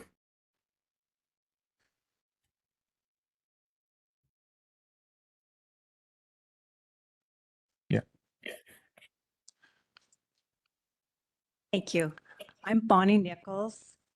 I'm here with family and friends because we're a little bit partial to one little maple tree in that park. This is hard. 29 years ago this very month, my nephew Adam lost his life in that park. In the very lower covered area where our family just 7 months earlier had our last family picnic. Our family has always liked that park and we used it a lot. When Adam lost his life there, Tammy told me a story about how she used to take the kids there all the time when they were little, and he loved playing on the merry-go-round. They used to be in the lower playground area. And he made a comment to his mom that they needed to have a shade tree there so kids wouldn't get a sunburn. So that's where I took the idea, and I had a friend who had a nursery, and we got the maple tree, Adam's tree. Now, where the lower playground is proposed to go in, we stopped and looked at it today, and they've got all the concrete in, so you can see where a playground's going to go. On that south fence is Adam's tree, and the concrete's all poured, so it's not in the way of any structure that will be in there. It's not a large diameter maple tree, and it's easy to tell which one it is because there's a plaque at the base of it. We're just asking if Adams Tree could be saved. That's all. Sure. So we're not expanding the play area at all. That concrete has already been there. And we're not moving it out. The only thing that we intend to do outside of the curbed areas for the playground is to connect the upper playground and the lower playground. There's a small, I'm going to guess 20-foot wide, it's probably not even that, maybe 15-foot wide strip of, Be inside the fenced area. I'm not sure what fenced area you're speaking of. Well, they've got the area. Where the contractors set up. Yeah. All of the work is going to be inside the fenced area, and all of the equipment replacement that's going to happen is going to be inside the concrete curbs already existed for. So we've removed the equipment. It's going to go right back where it is. I don't think you're talking about the maple tree on the east side. It'd be on the south. The south side. Okay. It's the smallest tree in there. There's only 3 trees that are in the fenced area. There was a larger maple tree and a large fir tree. And Adam's tree is on that south fence line, and it's not a big diameter tree. Sure. We don't intend to remove any more trees in there. Okay. If anything, we would be. My niece was told, she talked to somebody there and they said all trees in the fenced area were going to go. I don't know what they're talking about, but that's not in their scope of work. Any improvements or changes into the landscape right now are going to be adding plantings to those areas. So there's no maple trees that are intended to come out. I was really happy to see the use of native plants. I'm all for that. A dedicated pollinator area. I'm all for that. Just want Adams Tree to stay. Sure. You know, my name is on the signs in the park. And if you are ever curious about any of the projects that we have and you see a park planner's name on it, don't let yourself get this upset. Just give me a call or email me and I'm happy to talk to you. And so is everybody else that I work with. Okay. We're pretty responsive to phone calls and emails. Thank you. Certainly. Well done, Lindy. And I'm sorry for your loss, and I really appreciate you coming tonight.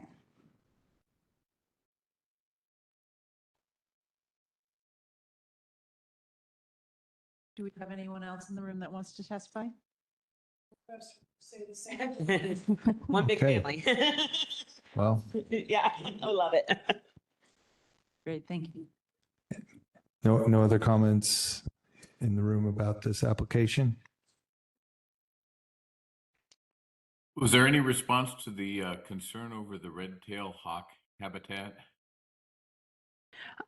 All I can say is that that work is not part of this application. It is for future development, or future plan adoption. And so that will go through Clark County Council and other entities to review. And we would definitely invite the gentleman to participate in those processes and keep having conversations with us. But we did receive your written comment and have been discussing it. There are also other red-tailed hawk families that are living on the farm. And it's one of my favorite things to watch as I hike up those hills. So lots of wildlife at the farm. Thank you for that. Okay. I think we're done with public comment for this one, Andy. Okay, so the public hearing is now closed. The commission will now deliberate. The commission must make findings that either agree with staff's findings on each criterion or make specific comments on any finding. The only thing that Commissioner Frazier would like to add during the deliberation is that I think people get confused. Setting is a really big deal. It's a big deal with the farm. And I know the county wants public access, and I've seen the plans, but that goes against the nomination. That's like in complete opposite of the nomination. And so as we develop this park or this public space and a place for farmers to use, I would really like the park department to really read this nomination about open space and agricultural land. The fellow who's speaking about the Red Hawk hawks, the red-tailed hawks, is absolutely correct. You know, that was always a pasture. This is what this farm is. And putting trees where there weren't trees, putting buildings where there's farmland. This is all going exactly against the grain of preservation of the farm. And whereas I am in complete support of this plan, of everything about it, except for the removing the 4 trees, I'll get over it, but whatever. Make some fences, I'll get over it. But I really think that the county and the Parks Department needs to think about this as the historic area that it is. And I know that, you know, we want to make everything nice and new because we're Clark County and we're just busting at the seams. But you know, these spaces, these open spaces are also very critical to our mental health as residents. And that's just as important as more parking or even a pollinator garden. You should see my garden. It's going to be way bigger than their garden. But just kind of keep that in mind in your future planning, because I feel like sometimes when the parks come here, well-intended, and I usually am fully supportive of everything they do, I feel like sometimes that part gets missed, that there has to be some kind of balance. And here we have a 1950s park that we're going to rehab so that it's going to be wonderful for church picnics and family gatherings and memorials. And I'm super, super fan of that. But like Mr. Freed said, I am concerned about all of the development, like making brand new weird parks with plastic in them and more structures in areas that were always agricultural. And as Clark County loses every single inch of its agricultural land to development, it is just a shame. It's just a shame. So I really hope that the park keeps this in mind as they continue with this grand plan for opening it to the public. And I do like the connectivity and I do like bringing the public in, but I don't want to turn it into Disneyland.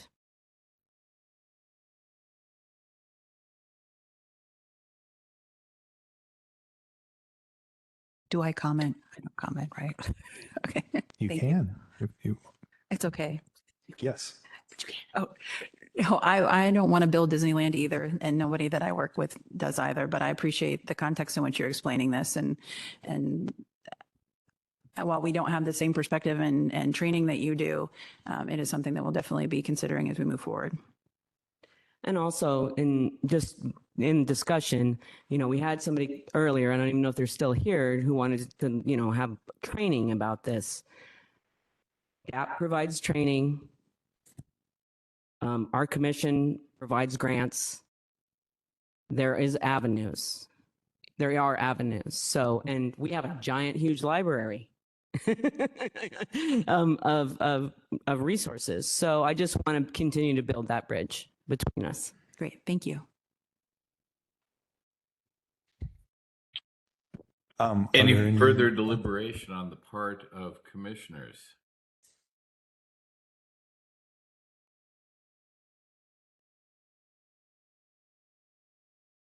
Nothing in the room, Andy. Now accept a motion. Please say your name when making a motion and second so staff can capture it for the record.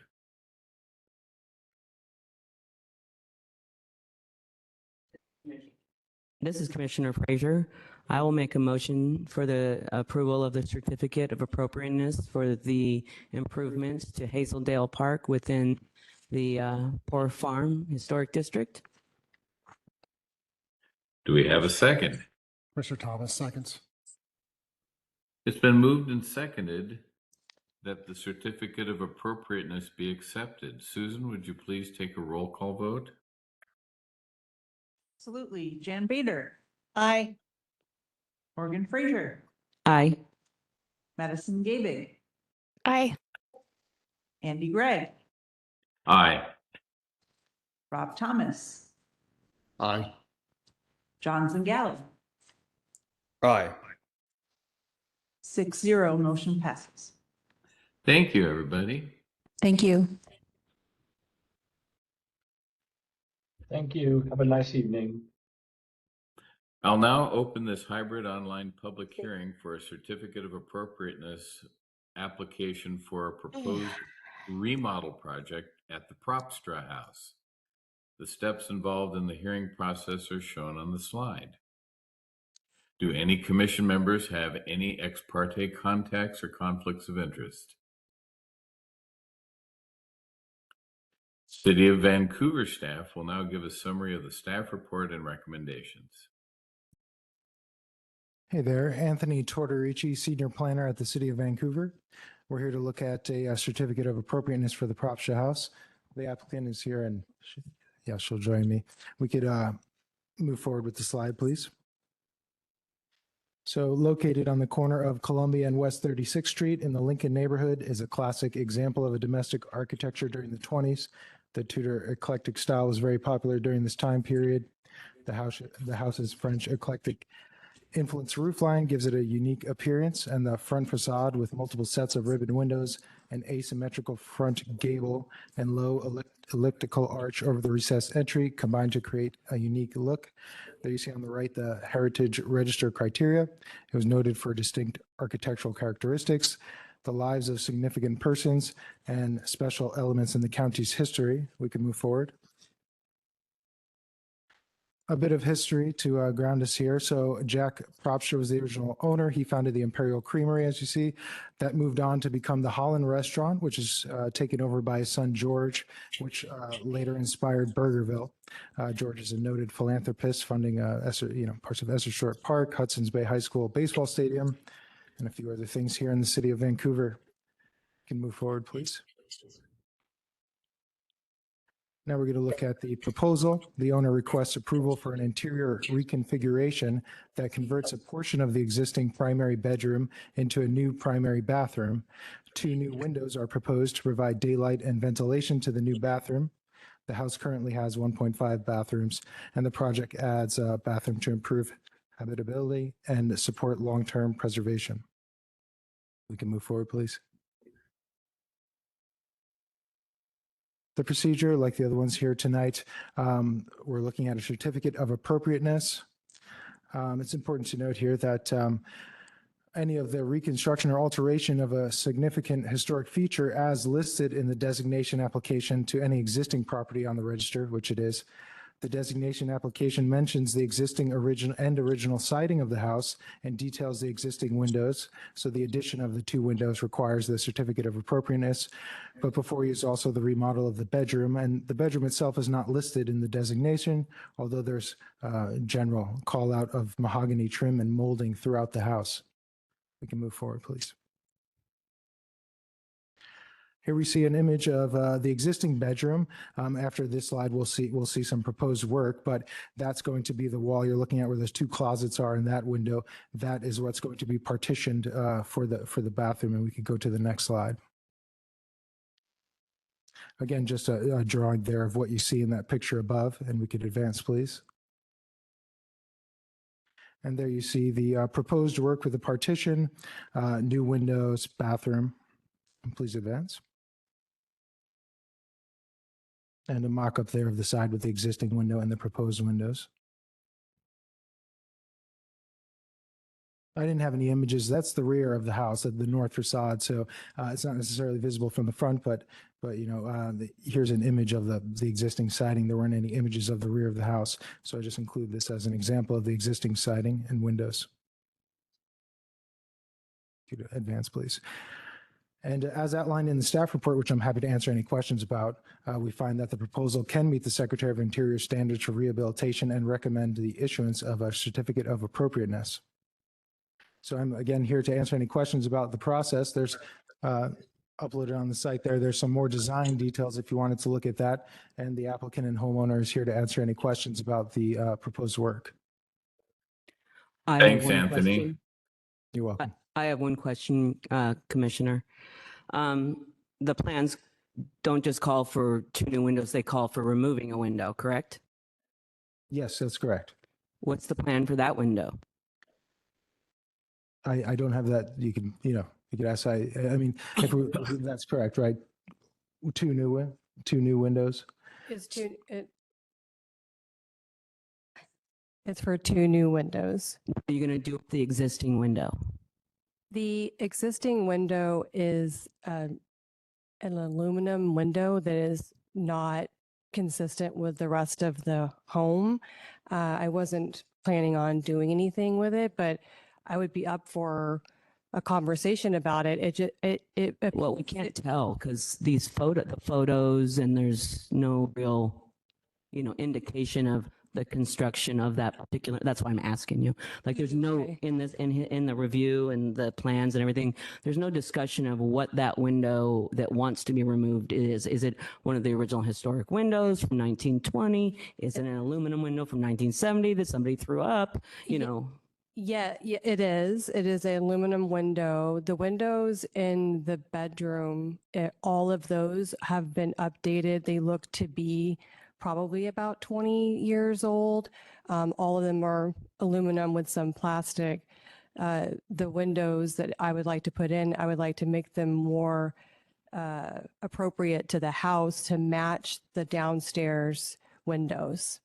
Do you have someone in mind? I know there are quite a few firms in the area that kind of work on kind of older homes and kind of match windows and kind of things like that. Yeah, I've reached out to a few people to understand like how do you do the windows, if they're wood, if they're a wood facade on the outside, but more heat and coolant appropriate for the window. I just need to get bids on them. I haven't gone down the path of doing that because I found out that I had to go through a lot more hoops than I had whenever I lived in Dallas. And so, yeah, I'm eager to keep it as consistent with the home as possible. Thank you so much for that. It was just my first question. I looked at it, I'm like, what kind of window is that? Yeah. Thank you so much for that.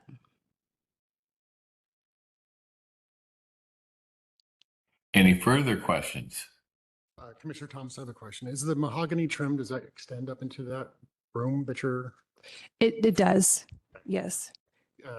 Just to know, that was what it was used in the application to get the historic. Are you planning on changing?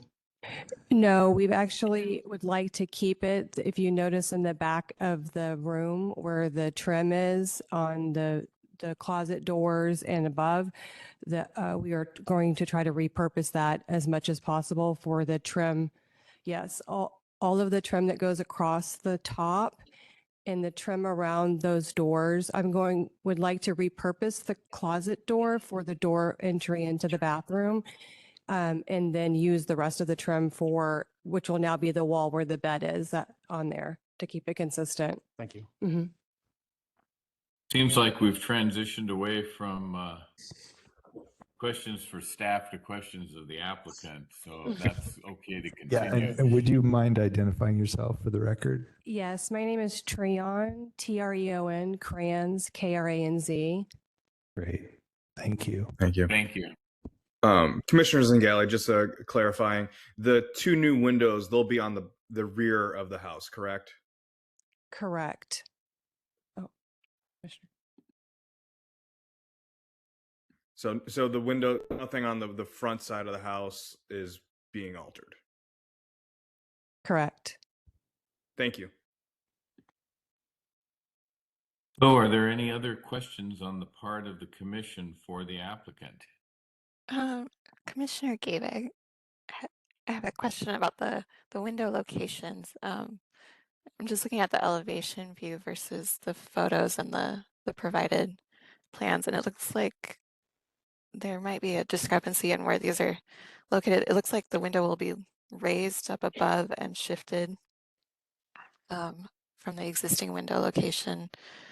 Are you planning to fill in the siding with siding to match in between, or reusing the existing siding that you'll be taking out for the new window to fill in? The window is slightly larger than the current opening. So we would like to use the current opening, but just expand it with a slightly larger window. So it would actually be taking off some of the siding. The current siding is metal, aluminum that's on top. I Gotcha. So it's not Yes, historic. my ambition would be to get it back to its original state. So I'm not sure about that. I think it would just be some excess that we would take away to fit the window. It's a slightly larger window. Gotcha. Just looking at your sections, it looks like the window will move up. So part of that opening, because you've got your shower in front of it, or your bathroom or bathtub in front of it. So you're gonna have to fill in that hole with some type of a siding to match. It may be a discrepancy with the designer. There's no plans to raise it higher than it currently is. Gotcha. Thank you. And I would note that the other window, not the ones facing the back, the other window we've incorporated into the design, the one that is facing the street. We are not altering that at all.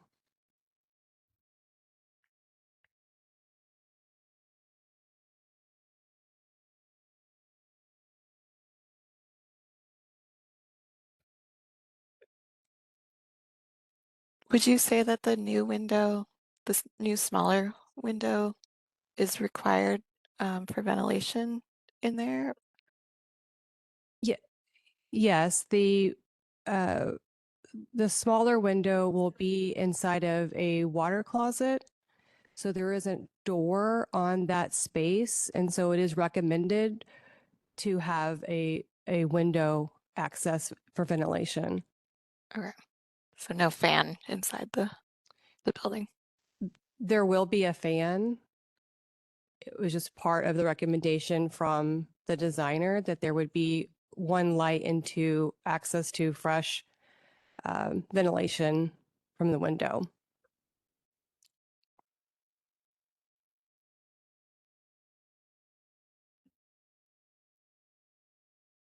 I love this home and I want to make it great. If you don't mind, I just have one last question, just because I just opened this packet to see what the commissioner was talking about. Are you bracing the garage? The garage? It says garage renovation. I would say that's probably a copy paste from the architect. Thank you. I was like, Yeah. you didn't talk about the garage. Yeah, there's no intention. But if you're shoring it up, good job. Yeah. Oh, yeah.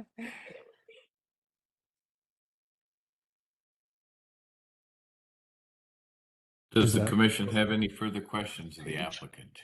No. Seeing none, we'll now open the public comment period related specifically to the Certificate of Appropriateness application. Please note that if you wish to retain the ability to be a party of record on this matter, or to challenge or defend any decision on this matter, please state and spell your name and provide your mailing address or email address for the record. Staff will now provide instructions on how to make public comment for those joining us through their computer or mobile device, and for those joining by telephone audio only. Susan? We do not have any attendees online. Is there anyone in the room that would like to testify? No. We don't have anyone in the room that wants to testify either. Thank you. The public hearing is now closed. The commission will now deliberate. The commission must make findings that either agree with staff's findings on each criterion or make specific comments on any finding. I'll now accept a motion. Please say your name when making a motion in seconds so staff can capture it for the record.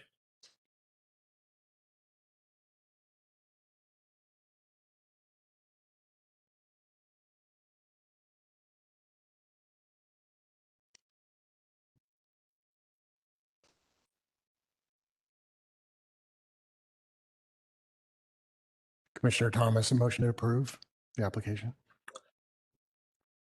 It's been moved by Commissioner Thomas to approve the certificate. Do we have a second? Commissioner Zingali seconds. Been moved and seconded that the certificate of appropriateness be approved. Susan, will you take the roll vote, please? Yes, Commissioner Bader had to leave. Morgan Fraser, Aye. Madison Gabig, Aye. Andy Gregg, Aye. Rob Thomas, Aye. John Zagali. Aye. 5 yes. Motion Thank passes. you. Okay. The, Thank you so much. the certificate is approved. Congratulations, Ms. Kranz. Thank you. Ms. Kranz, also if you contact the Historic Museum, he also has a list of people you can contact. That's good to know. Yeah, Thank you. Brad Richardson. Okay, thank you. Thank you, colleagues, for persevering with me tonight. We'll move on now to new business. Being good-natured about this. First, in new business, staff requests Commissioner? Yes. Commissioner, President, Vice President. For the commissioner that is in the room that has been sitting here for 2.5 hours, could I request a quick restroom break? Well, of course you may. Thank you. All right, let's reconvene in 5 minutes. Okay. Thanks, everybody. Thank you, Andy.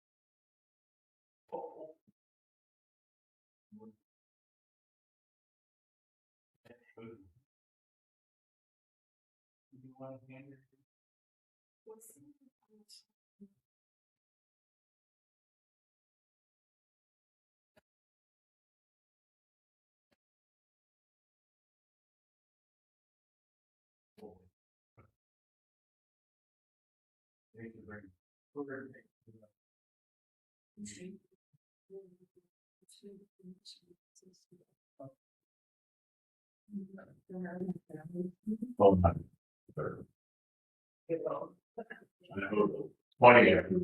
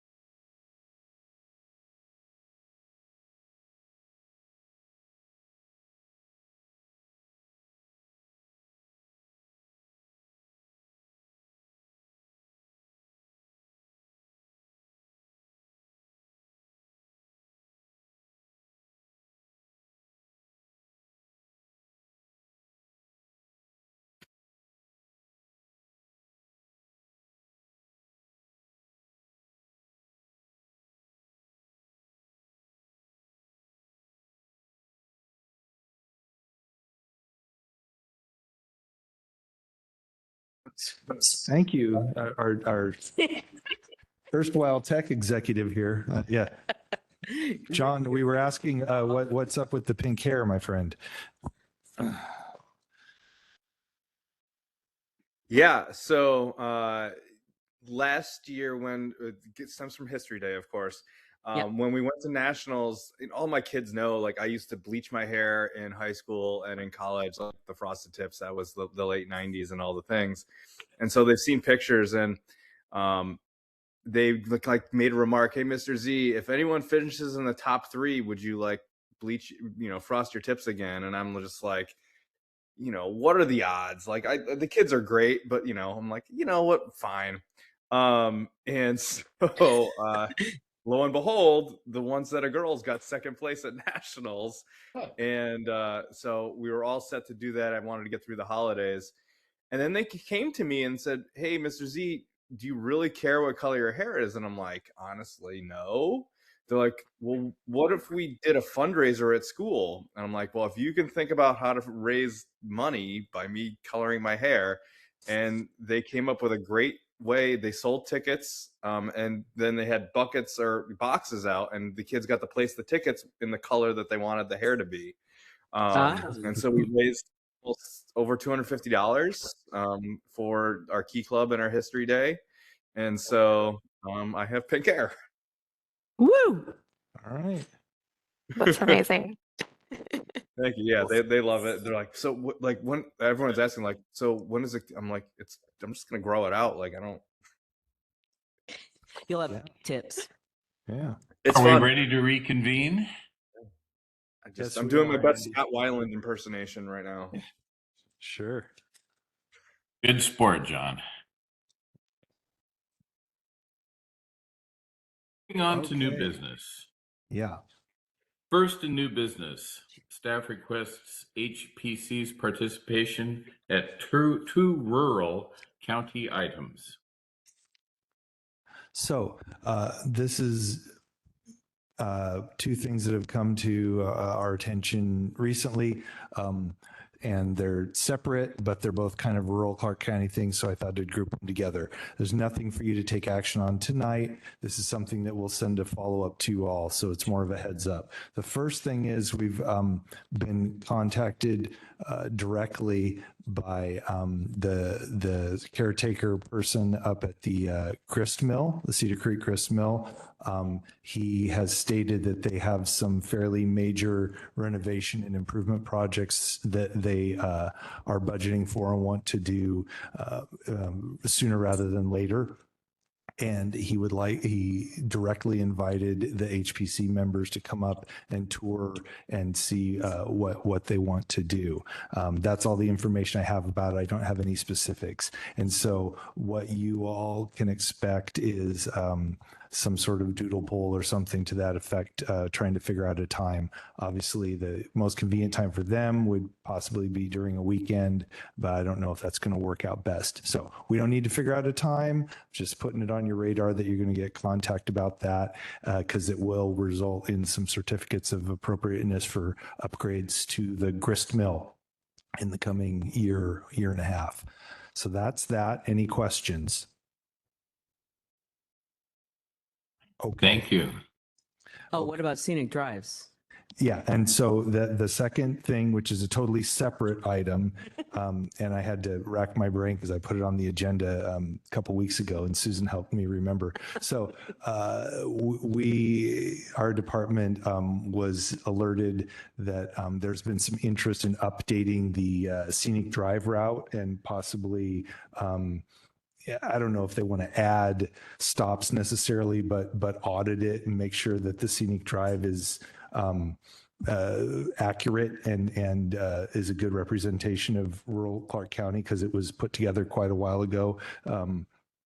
And that was done before I was working here. So again, no action item at this time. I just wanted to let everybody know that it's something that came across our desk, and this group is a prime group of people to have input on the scenic drive, because many of the stops on it are historic sites. So again, there will be a follow-up email from us, and we'll solicit input. I don't know that we need a subcommittee or anything. But so any questions on that?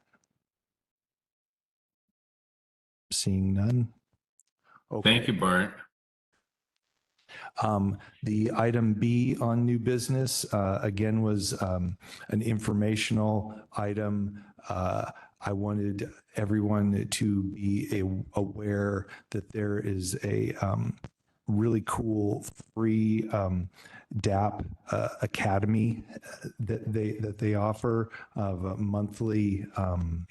monthly trainings almost every month. It's kind of like the Historic Museum's history series, but it's trainings via Zoom. You don't have to pay. So when you see, if you're not already getting those emails, I'm going to forward a link to everybody. Michelle was very excited that I was reminding you all about this. It's everything from historic windows to creating new historic districts to fundraising and writing grants and all the kind of stuff that we see come across from DAP. So it's the DAP Academy, and it's free to all. So again, that'll be a link that if you're not already getting those alerts, I would highly encourage everybody to sign up. I'm going to try and partake in some of those over the next few months.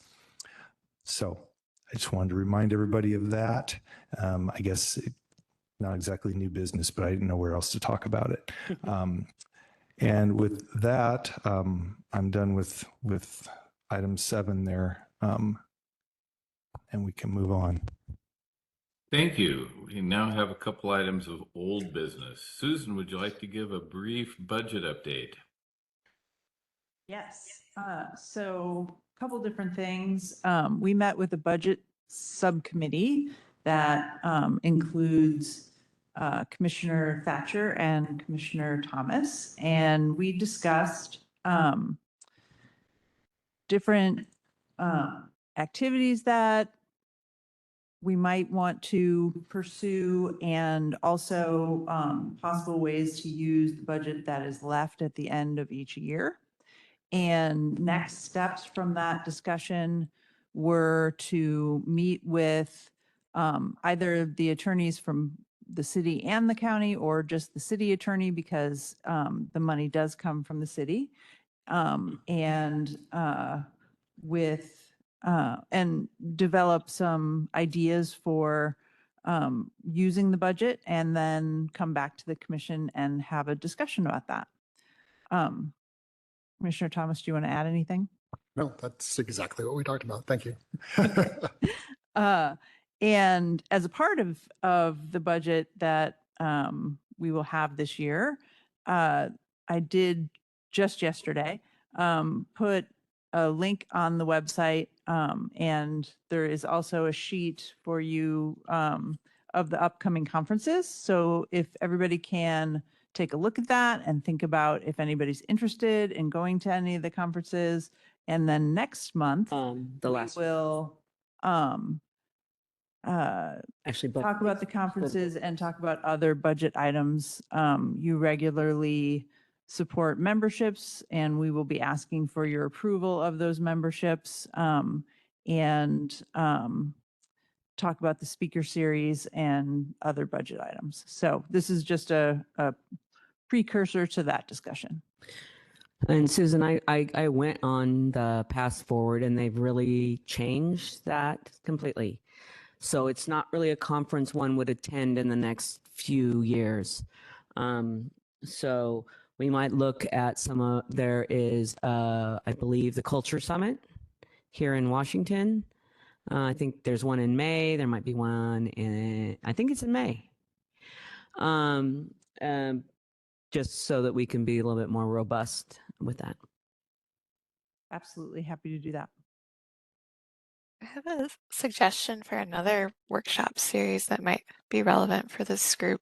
It's the National Park Service puts on, they're called BEST, Best Preservation Workshop Series. And they have one, they don't have their listings for 2026 yet, but I went to one 8 or 9 years ago, and they always have it every year, that covers guiding principles for historic preservation. And it really digs into the Secretary of the Interior standards, what what brings significance to a historic property? How do we gauge integrity? All that type of stuff. I think it would be of interest to this group, and it's in really fun places like the Grand Canyon, and you hang out there for 4 days and study the buildings on site. And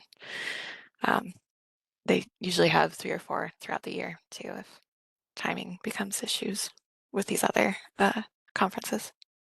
Yeah, I wonder how the funding is for that, because that's what happened to Pass Forward. Oh no. The federal funding got pulled, so they had to reimagine what conferencing could look like in the future on a different model altogether. So I'm just curious, I'm curious to look that up, and thank you for that. I hope it wasn't hit. Right, I know. That was really sad. I'll look into that and see if I can find anything and bring that back to you next month. Bart, do you have a mention on rules and procedures? Again, I started this agenda before we even had all of these applications for, so originally thought that we might actually get to this. But as I stated in the last meeting, it is my hope that we can hit the large design review chunk of the rules and procedures next meeting. If there aren't, again, a bunch of applications that take precedence, it should not be nearly as labor intensive as the first part, more just some housekeeping and updating references. So it was more just a reminder, and that's all I had on that. Bart, are we going to get that early so that we can look at it? Yeah. Because I know like Rob isn't really familiar. I was kind of trying to bring him up to date with what that project actually is. Yeah. Thank you. Good reminder. Any announcements from commissioners?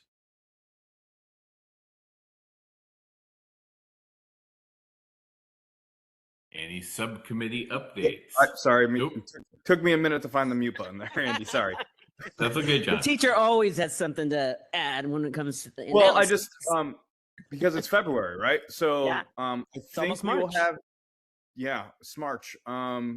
We technically will have a meeting right before, but March 4 weeks from this Saturday, we will be hosting our Southwest Washington National History Day competition at iTech Prep. Right now, I think we should have over 150, students or so competing. Outstanding. All the different things. I know I've got 50 middle schoolers and 45 high schoolers competing.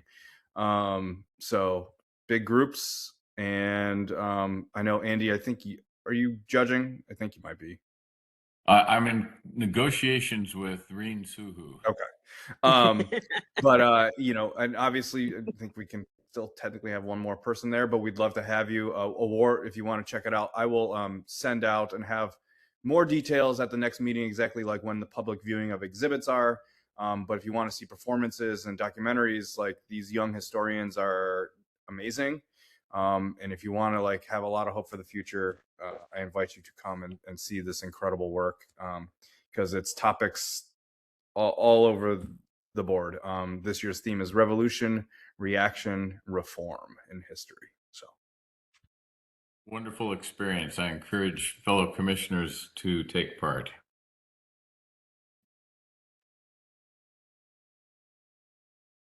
Okay. Any subcommittee updates? I have one quick update. So as a part of the comprehensive plan work, we had put some of the work for the outreach committee on hold.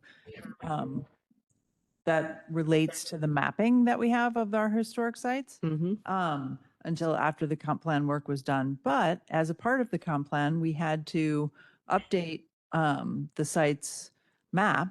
And I snuck in a little extra work and got the spreadsheet updated that we had gotten a while ago, a year ago, I think. And so that work is back on track and moving forward.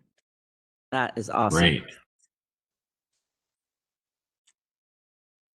I've taken part in the 250 celebration joint effort with the museum, and we're going to meet again, and also the Army Corps of Engineers, which we will meet again before our March meeting.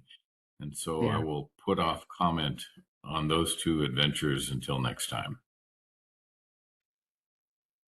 Yeah, and Andy, this is Bart. I was a person at the museum, and I was very impressed with the meeting that Brad ran, and all the different folks that have been pulled into that effort.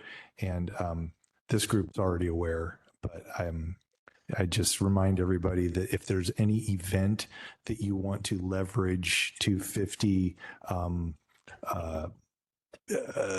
type of promotional activities, then they have a whole package of things. So reach out to me or Andy or directly to Brad, and we can get, flyers and handouts and anything related to the America 250 work. And with that, we'll move on to good of the order. Are there any comments for the good of the order other than to thank colleagues for their perseverance and patience this evening? Well, and thank you for stepping in today on your vacation. It is a pleasure. I just wanted to say welcome, Rob. I'm sorry I missed the last meeting, but really excited to have you join us and look forward to getting to know you. Thank you. Looking forward to meeting more people in person. Yeah. And go Hawks. Go Hawks is right. Yes. Yes. Yes. With that, I would accept a motion to adjourn this marathon. I will make a motion to adjourn the February board meeting. Thanks, Morgan. Commissioner Zingali seconds. It's been moved and seconded that the meeting adjourn. All in favor, say aye. Aye. And others, turn out the lights when you leave. Thanks, everybody. See you next month. Thank you, Andy. Appreciate you helping My out. pleasure, Bart. Thanks for persevering. Take care, everyone. Okay, good night.